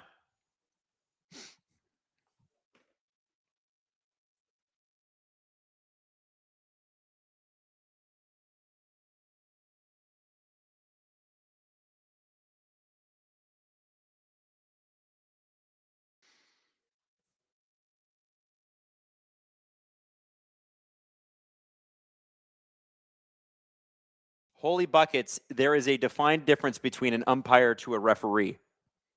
Would never have known. I don't know what you mean. Gordo says, I would say Copa America 2028. I expect 6 CONCACAF teams to be invited. Copa America would be cool. Alex says, King Adam and his loyal 300. That's right. I love that. I love that. I am Gerard Butler with my 40,000 abs. Jake says, by the way, when is the FIFA Women's World Cup? We will be definitely doing that next summer. It is next summer that they are doing that. 2027. Canada's always a factor in that too.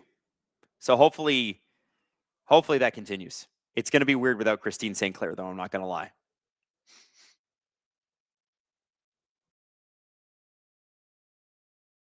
Oh, an umpire makes judgment calls from a defined position. I didn't know that. And so a referee is one that moves with you. I just learned something today.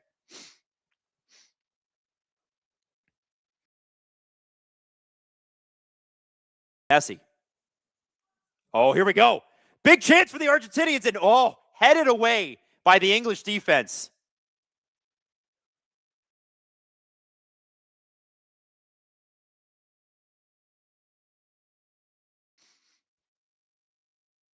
Wow, that was awful close. Argentina are slowly chipping away at this English defense. And the thing about it, soccer at this level, it's beautiful. It's amazing what they can do. And a team like Argentina, a team like England, these guys, their ball possession, their ball handling is it's otherworldly. So when they're really pressing, and you could see it the way Argentina is doing that right now, it really shows.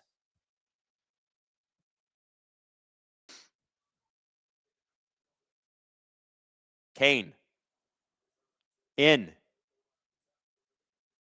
We got an opening here. Shot! Oh, and no rebound. Had there been, I think Bellingham would have been free and away to kick that home. Bellingham, who's had just a brilliant tournament, 2 goals this past weekend to get England here.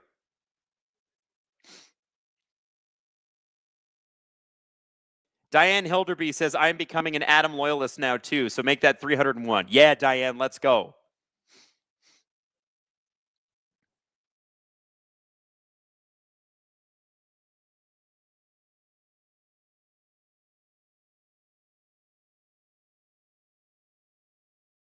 Messi. Can you imagine what it's like for a guy like Gordon? Messi, just his ball handling is still so unbelievably elite. It's crazy. Nice play in from Messi, and it is broken up by the English defense. Whew! A little scary there for a minute. No substitutions yet for England either. You have to imagine, I would think anyway, that they are just trying to get as much out of the guys on the field as they possibly can. There's been a couple of substitutions for Argentina already, and you get the fresh bodies in there for the last 10 to 15 minutes if it's possible.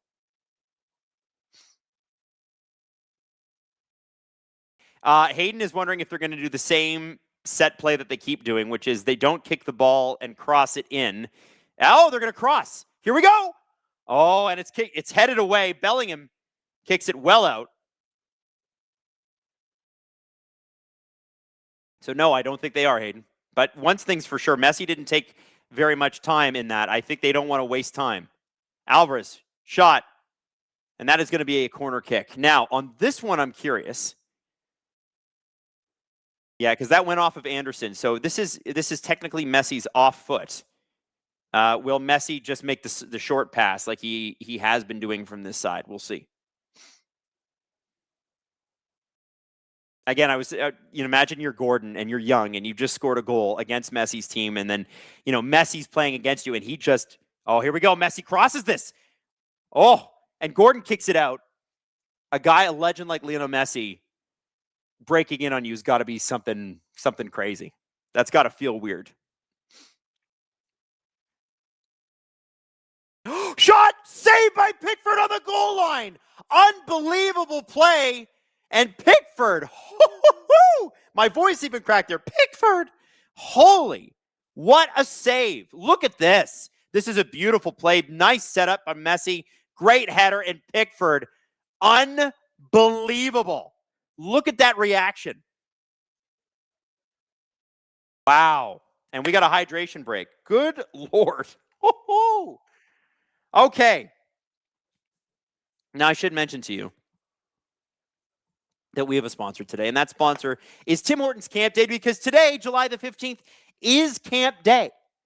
So if you buy hot or cold coffee, so an iced coffee or a hot coffee, and you round up on your order, or like even if you don't buy a coffee, you round up on your order through the Tim's app, it helps support Tim Hortons Foundation camps, helping a whole new generation build confidence and connection and life skills through camp. But hey, listen, all you got to do is pick up a bracelet, pick up a badge, or round up your order on the Tim's app. And again, every hot and iced coffee sold during Camp Day helps support Tim Hortons Foundation camps. It's about kids and about giving them the chance to attend camp in the summertime on these beautiful hot summer days and just play and forget about all the things in life that can be stressful, that kids too often have to take on at too young of an age. Buy a bracelet, pick up a badge, round up your order on the Tim's app. It all helps support youth community camps in your area through camp. Now get your group chat ready, get the coffee orders in, and get ready to support Camp Day, which goes to the end of the day today, July 15th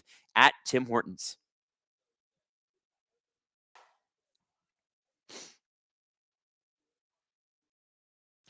Denise Campbell says, any news on Marie-Philippe Poulin and her knee surgery? I haven't heard anything, but the fact that we haven't heard anything usually means good news. It's certainly better than hearing something and it's bad news. Sometimes it's no news is good news. Yeah. Pretzel Hunt, that Martinez guy is a true patriot who isn't ashamed of his fellows. What riot would be bigger, Leafs Cup win or England World Cup win? I think England World Cup win would be a bigger riot. I mean, it's a country. So that's what I think.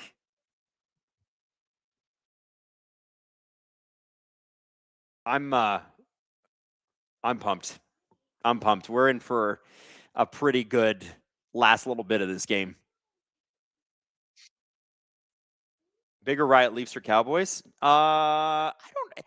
Would there be a riot if either team won? I don't know if there'd be a riot. I want to know what the parade would look like. I mean, 2 million people showed up for the Raptors parade. I can only imagine what the Leafs parade would be like. King of Quaffle says, how's the smog outside, Adam? It's crazy, man. Jesse was saying it looks like Sicario, the movie. And Gordon is off. The goal scorer is off.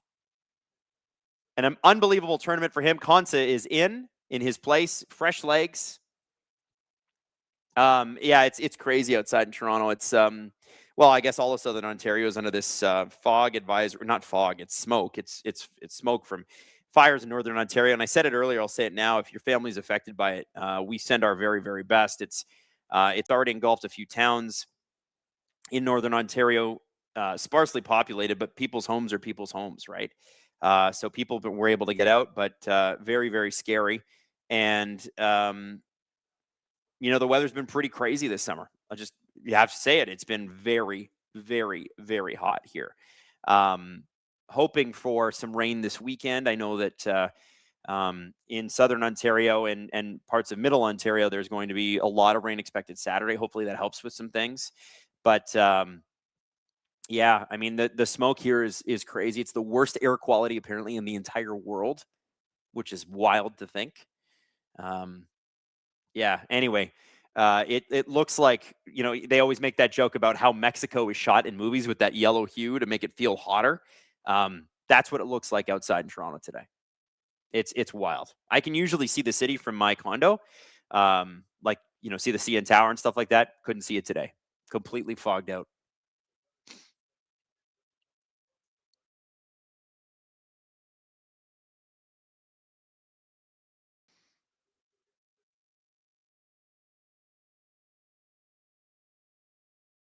We've got roughly 16 minutes of play before stoppage time here.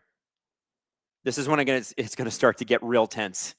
So if you're an England fan, if you're an Argentinian fan, and you're not just watching for the joy of the game, you're starting to get a little nervous right now. I think CJ likes to call it squeaky butt time. I don't even know what that means, but that's what he calls it.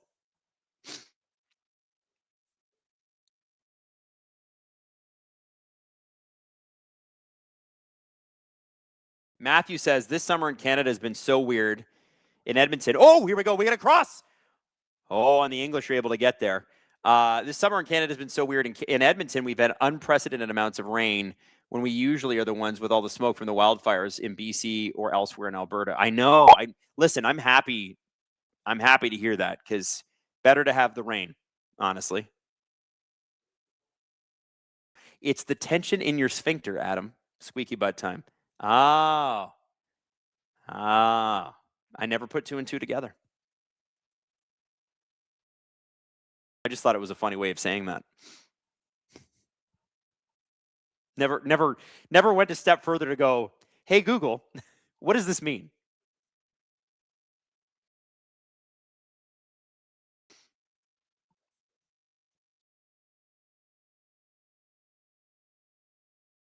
Do I think Argentina ties it? Hayden asks. I don't know. I mean, logically, you would think that the way that they've played in this half, they're going to get some chance. I mean, they already did. Oh, here we go. Here's one in. Saved by Pickford. Another save. Man, if Pickford keeps playing like that, holy. Those are two brilliant saves. The English have got to figure out a way to get away from their own goalie. But the ball control by the Argentinians has been spectacular in the second half. Crossed. Headed out by Bellingham. Kane. But again, the ball goes to Argentina. Pickford. Unbelievable saves. Both with that right hand.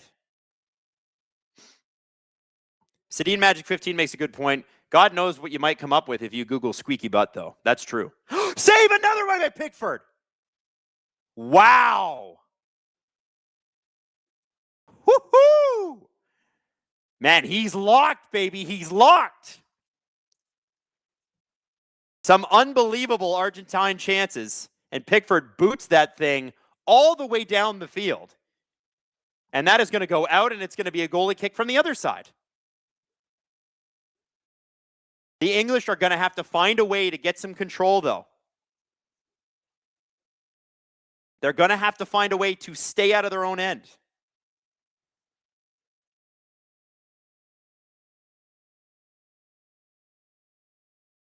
Wow. God, man, there are very few jobs in the world I would want less than goaltender for a premier soccer team. I can't imagine the stress before every single game. You know, if you're on the field, you're just one of like 11 guys. But if you're the goalie, oh my God, it's just an unfair position to play. England's got to get possession of this ball. Otherwise, Argentina's going to find a way through. They're just too good. Messi in. Look at this play. Shot just wide. And Pickford's yelling at the ref for something. I don't know what it is. And they're saying it's offside anyway. So is this offside? Yeah, that's offside. That's offside 10 times out of 10. Wouldn't have counted anyway. And Pickford can absolutely thump this thing. This time, though, it's got to go to one of his teammates. And that's not a great kick. Oh, well, it's not bad. I guess it's going out, but it's not great. Unfortunately, the English will not get possession again. Oh, Pickford's pissed at his own teammates. Got it. Okay. Sherwin on base says, as a Scotsman, I want Pickford tested for PEDs. Oh, man. Oh, here we go. Nice defense.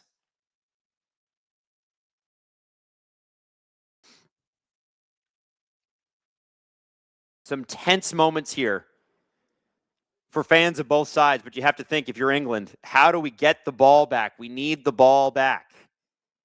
We cannot continue to let them come in on us, and there it is. Ball back, nice and clean off of the boot of Messi. And back come the English, and they got a fast break here. And that ball is blocked.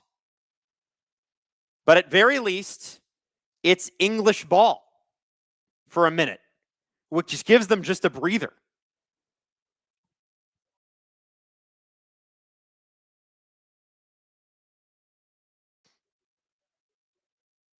Roughly 11 minutes left here before stoppage time. Ooh.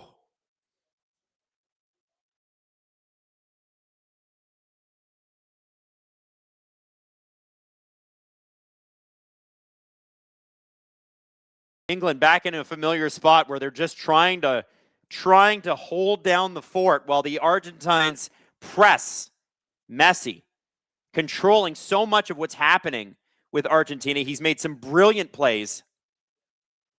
Imagine the confidence having Messi on your team gives you, knowing that he's going to be able to find you wherever you run.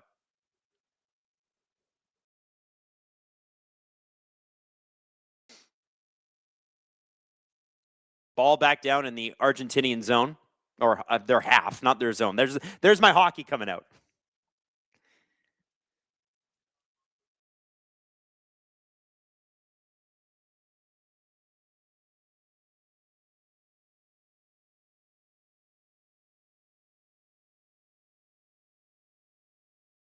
Here we go.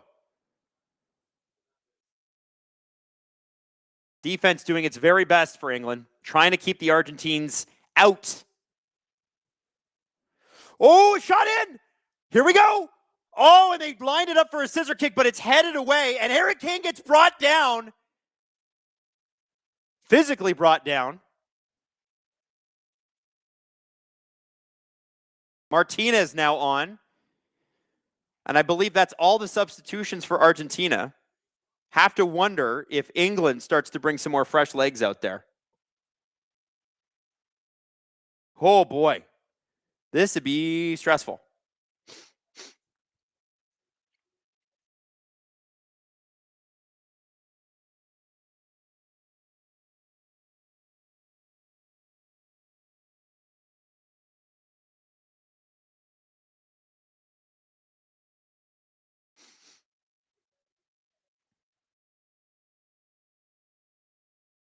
Wow. Anderson, man.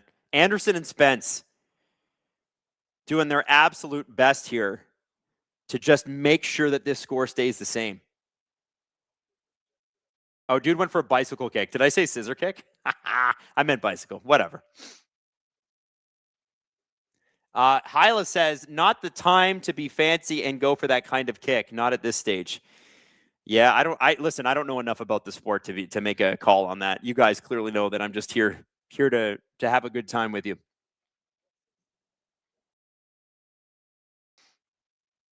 And it looks like we got an injury replacement on the field, and we're going to have a couple of substitutions.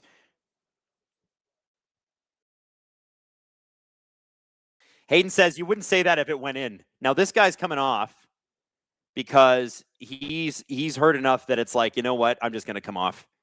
I don't want to put my team behind. So Rice and James are off for O'Reilly and Byrne for England. Johnny Jackson says your score clock is about 10 minutes off. Guys, listen, we don't have a score clock. We have a score clock that's meant for hockey, not for this. Just it's actually perfectly on. Just add 60 minutes to the time. That's all you need to do. Just add an hour. Once you add an hour, you're good.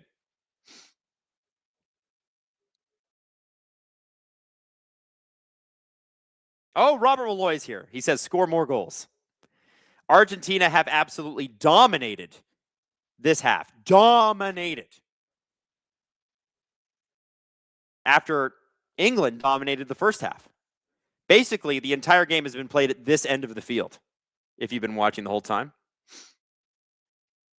7 minutes left before stoppage time. Time is now the enemy of Argentina. And England will try to waste as much of it as they possibly can. Nice block. And they've got some fresh legs out there. I believe that was Rice, if I'm not mistaken.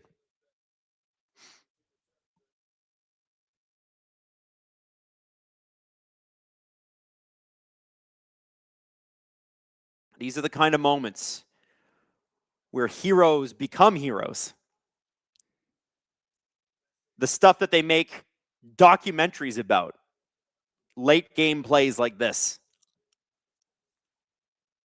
Can England hold the line and get to its first World Cup final since 1966? Argentina was there 4 years ago in 2022. Can England hold the line?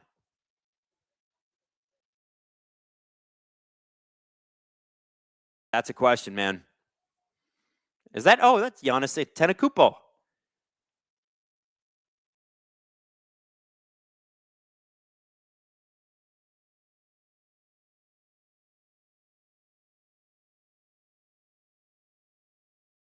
Shot. Oh, what a save by Pickford. Another one. A great shot and a great save. Fernandez put that one right on the net from well out. And Pickford read it perfectly. What a save. It might have been going over anyway, but who cares? What a save. Wow. Now Messi with the short pass. Messi with it again off the corner. Messi. And it's a goal! Argentina has finally scored! Argentina with a goal! They were pressing all half, and it finally happened. Wow. The Argentines score, and they finally break this. The English couldn't get anything going. They couldn't get anything going. And this is what I'm talking about. This is World Cup to the max. Unbelievable play. Messi has made this play like 5 times in this game. And the English just do not get themselves sorted out. They leave way too many guys high. Oh, hold on. Is this offside? No way is this offside. It is offside. No. I think it's offside. There's an Argentine player who's back. 13. And he goes and yells at the goalie too, which was unsportsmanlike. Hold on. I think he might be offside here.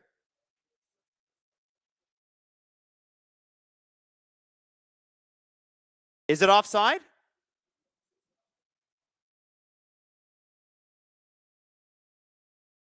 He looks like he was. It's Romero who might have been.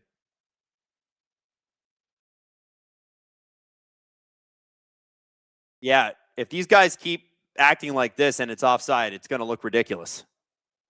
But soccer is a ridiculous game, let's be honest. And look at the Argentinian fans. Don't know if it's offside. It looks like it's not. They're not checking. So, dude, it did look like it. Okay.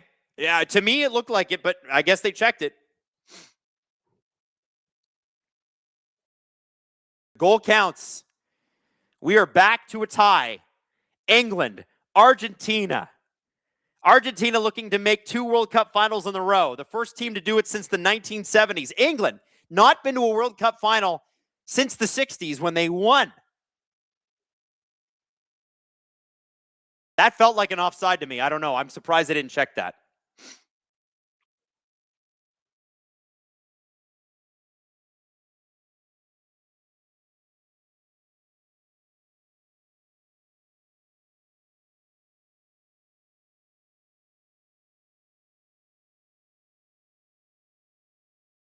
Argentina going right back to what they were doing before.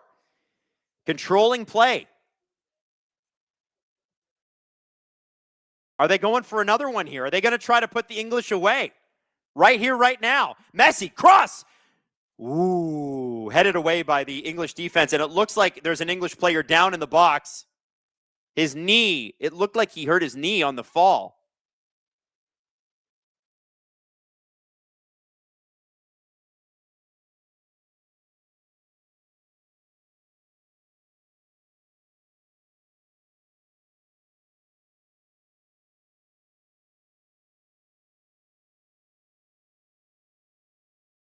What happened there? Did he just twist it?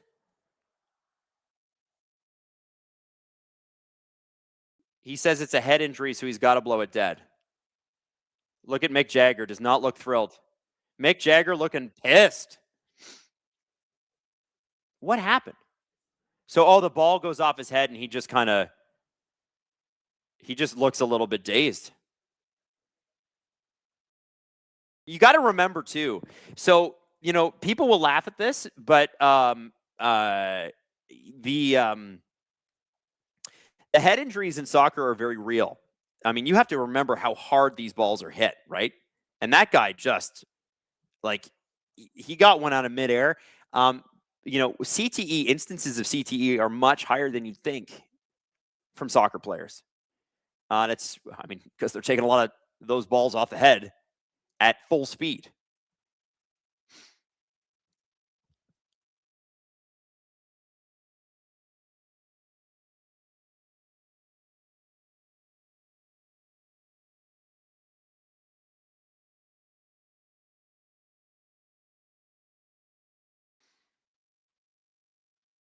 I have not loved England's game in the second half.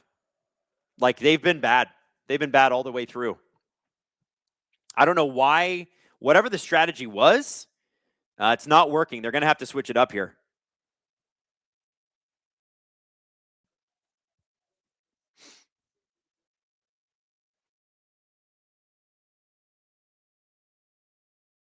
So he's going to come off. We will have a substitution. We will be going. We got 9 minutes of stoppage time here, guys. So we've hit the 90th minute, but 9 minutes of stoppage time. Such a difference from the first half where it was 3.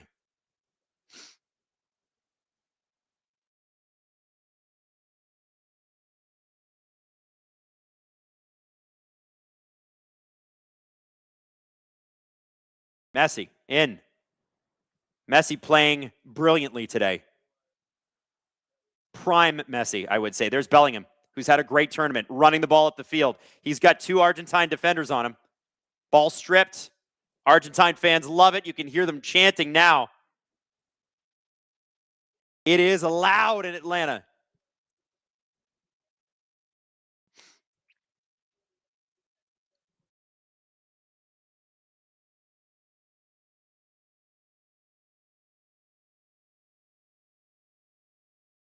Oh, off the post! Unbelievable! Unbelievable! Argentina almost ended this before extra time. Messi still with the ball. In, across, header, scores! Argentina scores! It's 2-1! It's 2-1! Unbelievable scenes in Atlanta! They've dominated the second half! Argentina, the fans are going crazy! Messi with the performance of a lifetime. Heartbreak for England. Heartbreak. Ridiculous. Wow. They've just flat out outplayed them. They've just flat out done it.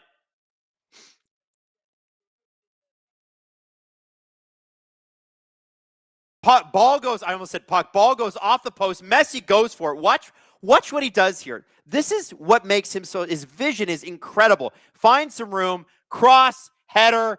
And remember what I said before Argentina had scored their first goal? I said, imagine being on a team with Messi and knowing he can find you wherever you are. And he finds somebody who's got 3 English defenders covering him. Finds them anyway. Beautiful. Wow. Heartbreaking for the English right now. Heartbreaking.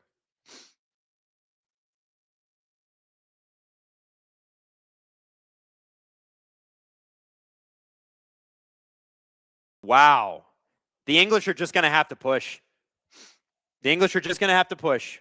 Nicholas says the England are truly the Leafs of football. Sherwin on base says, vamos, baby, vamos. Wow. I don't know what the hell the strategy was for the English, but awful, awful, awful strategy in the second half. I mean, you could see this coming, couldn't you?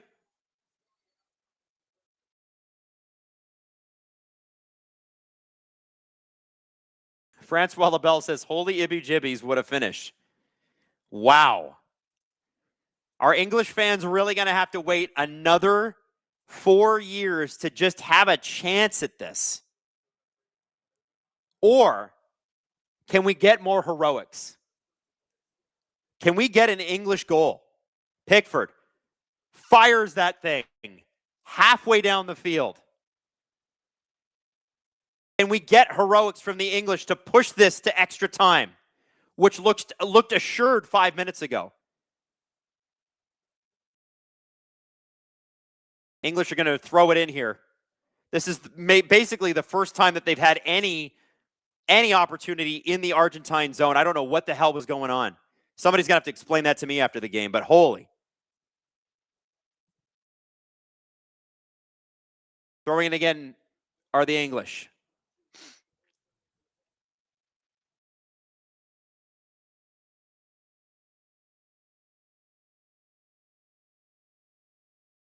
Time ticking away for the English.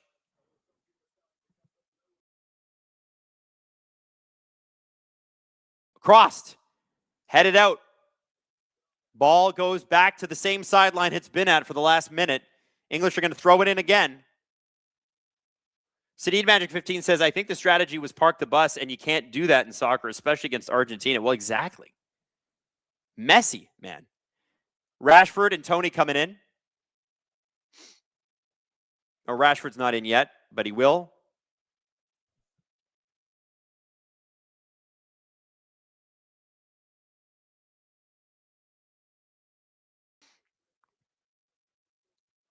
Spence and Stones off. Spence had an amazing game with Anderson. Amazing.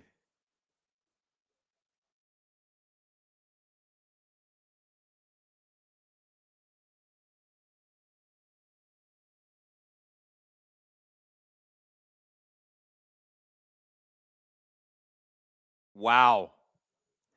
Argentina's chance now to park the bus, and they're doing a damn good job.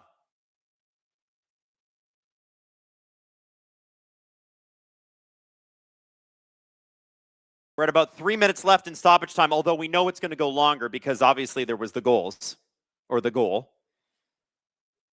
and the injury. Headed in. Ball kicked back out. England ball again.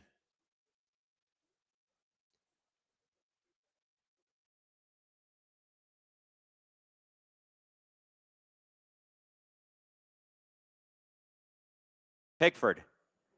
All the way up. Headed. And the English just cannot maintain any sort of easy possession close to the Argentine box. Pickford again. They're going to use his boot.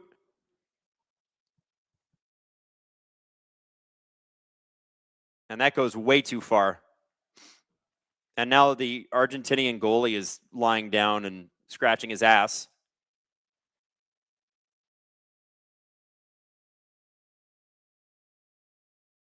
Listen to those fans, though. This is, again, I told you, man, when it was 1-0, this is the kind of game they make documentaries about. And I think they will be talking about this one in Argentina for a very long time. In England, I think they're going to want to forget it.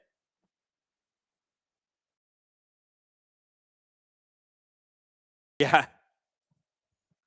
Steven Schiller, has Adam joined the Argentinian goalie hate train yet? I have not, but Hayden has. Hayden can't stand him. Also, I thought it was a little sad there that he was like lying on the ground and touching his bottom. I think it's weird. You're weird, dude.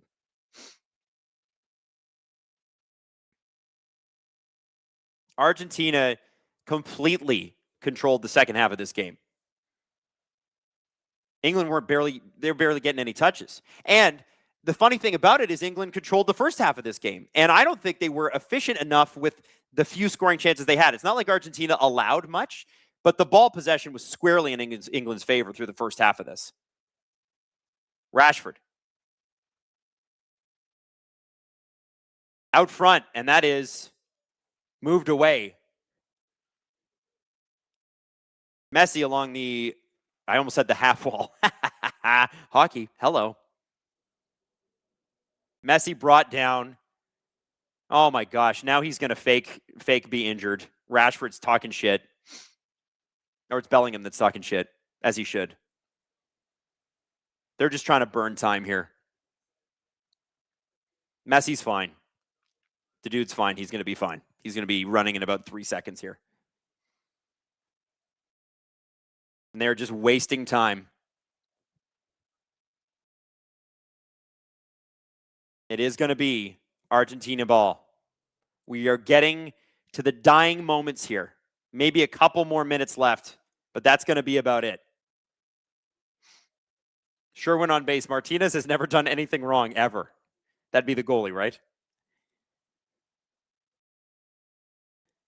Ness says Messi deceased for the 73rd time this tournament.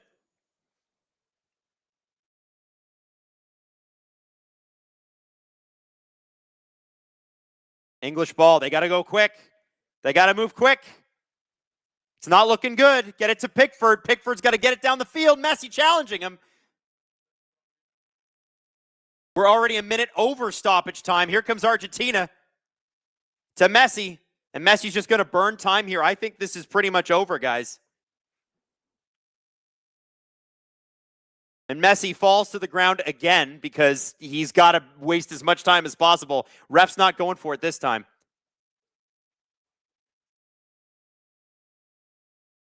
We are now a minute 15 over stoppage time.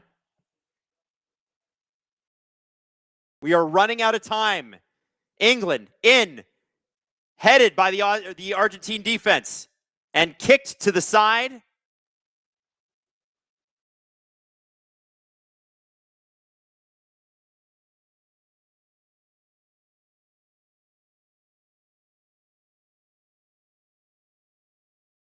They're continuing play. England really not with any opportunities here.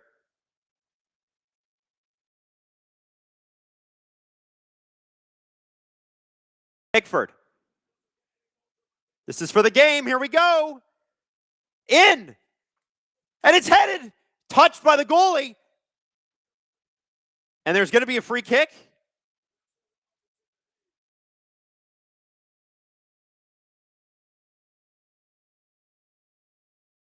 No free kick. Goalie's just taking his time here. I can't believe what's happened in the second half, man. Just a complete opposite of the first half.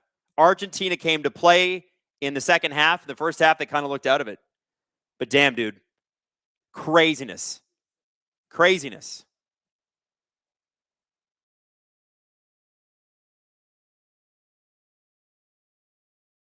And Argentina will take this. Messi goes back to the World Cup final. Argentina, a well-deserved victory. Heartbreak for the English, who thought they had this sewn up. An absolutely soul-crushing loss for the English. They scored in the 55th minute and then basically let Argentina have it the rest of the way. Listen, I can relate. I'm a Leafs fan. I can relate. England had a great team this year. Argentina absolutely deserves the victory today. And this Sunday, we will see Spain and we will see Argentina. Two World Cup titans. There's no Cinderella story this year. They are expected to be great, and they've been great. And there's a little bit of tussling going on after the match.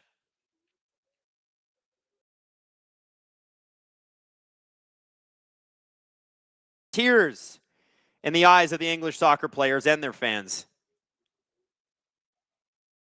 Just a devastating loss. It will be Spain. It will be Argentina. Spain has allowed one goal this entire tournament. Crazy. Crazy. Oh, Bellingham slapped a guy in the back of the head.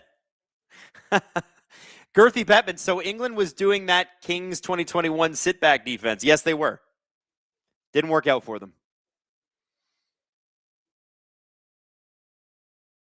Man, I can't believe how much smaller Messi is than his goalie. I just saw them hugging each other. He's just nipple height. That's crazy. This is going to be a fascinating World Cup final. And it will be England versus France on Saturday. England v. France on Saturday for 3 and for 4.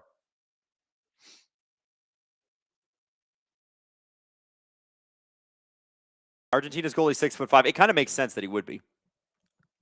Kind of makes sense that you would want a tall goalie, right? Francois Labelle, thank you, SDPN. You guys are great. Well, thank you. Thank you, everybody, for tuning in. A reminder, by the way, that we will be streaming the final. I can't say what it is or what tournament it is, but we will be streaming the final right here on SDPN. And we will see Spain and we will see Argentina.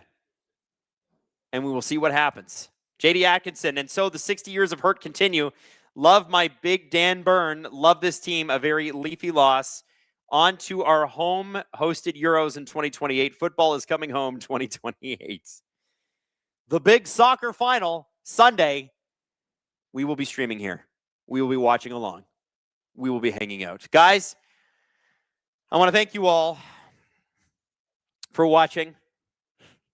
As a Leaf fan, I was genuinely hoping that this would be our opportunity to say, hey, if England can do it, we can too. But it looks like it will be England, France on Saturday, Argentina, Spain on Sunday. Absolutely incredible game to watch. There's just no other way to say it. It's just phenomenal. The drama of this tournament has been great. Spectacular. Anyway, love you all. We'll see you on Sunday, okay? And enjoy watching England and France on Saturday and be sad. Okay, guys. I'll see you later. Thanks for watching.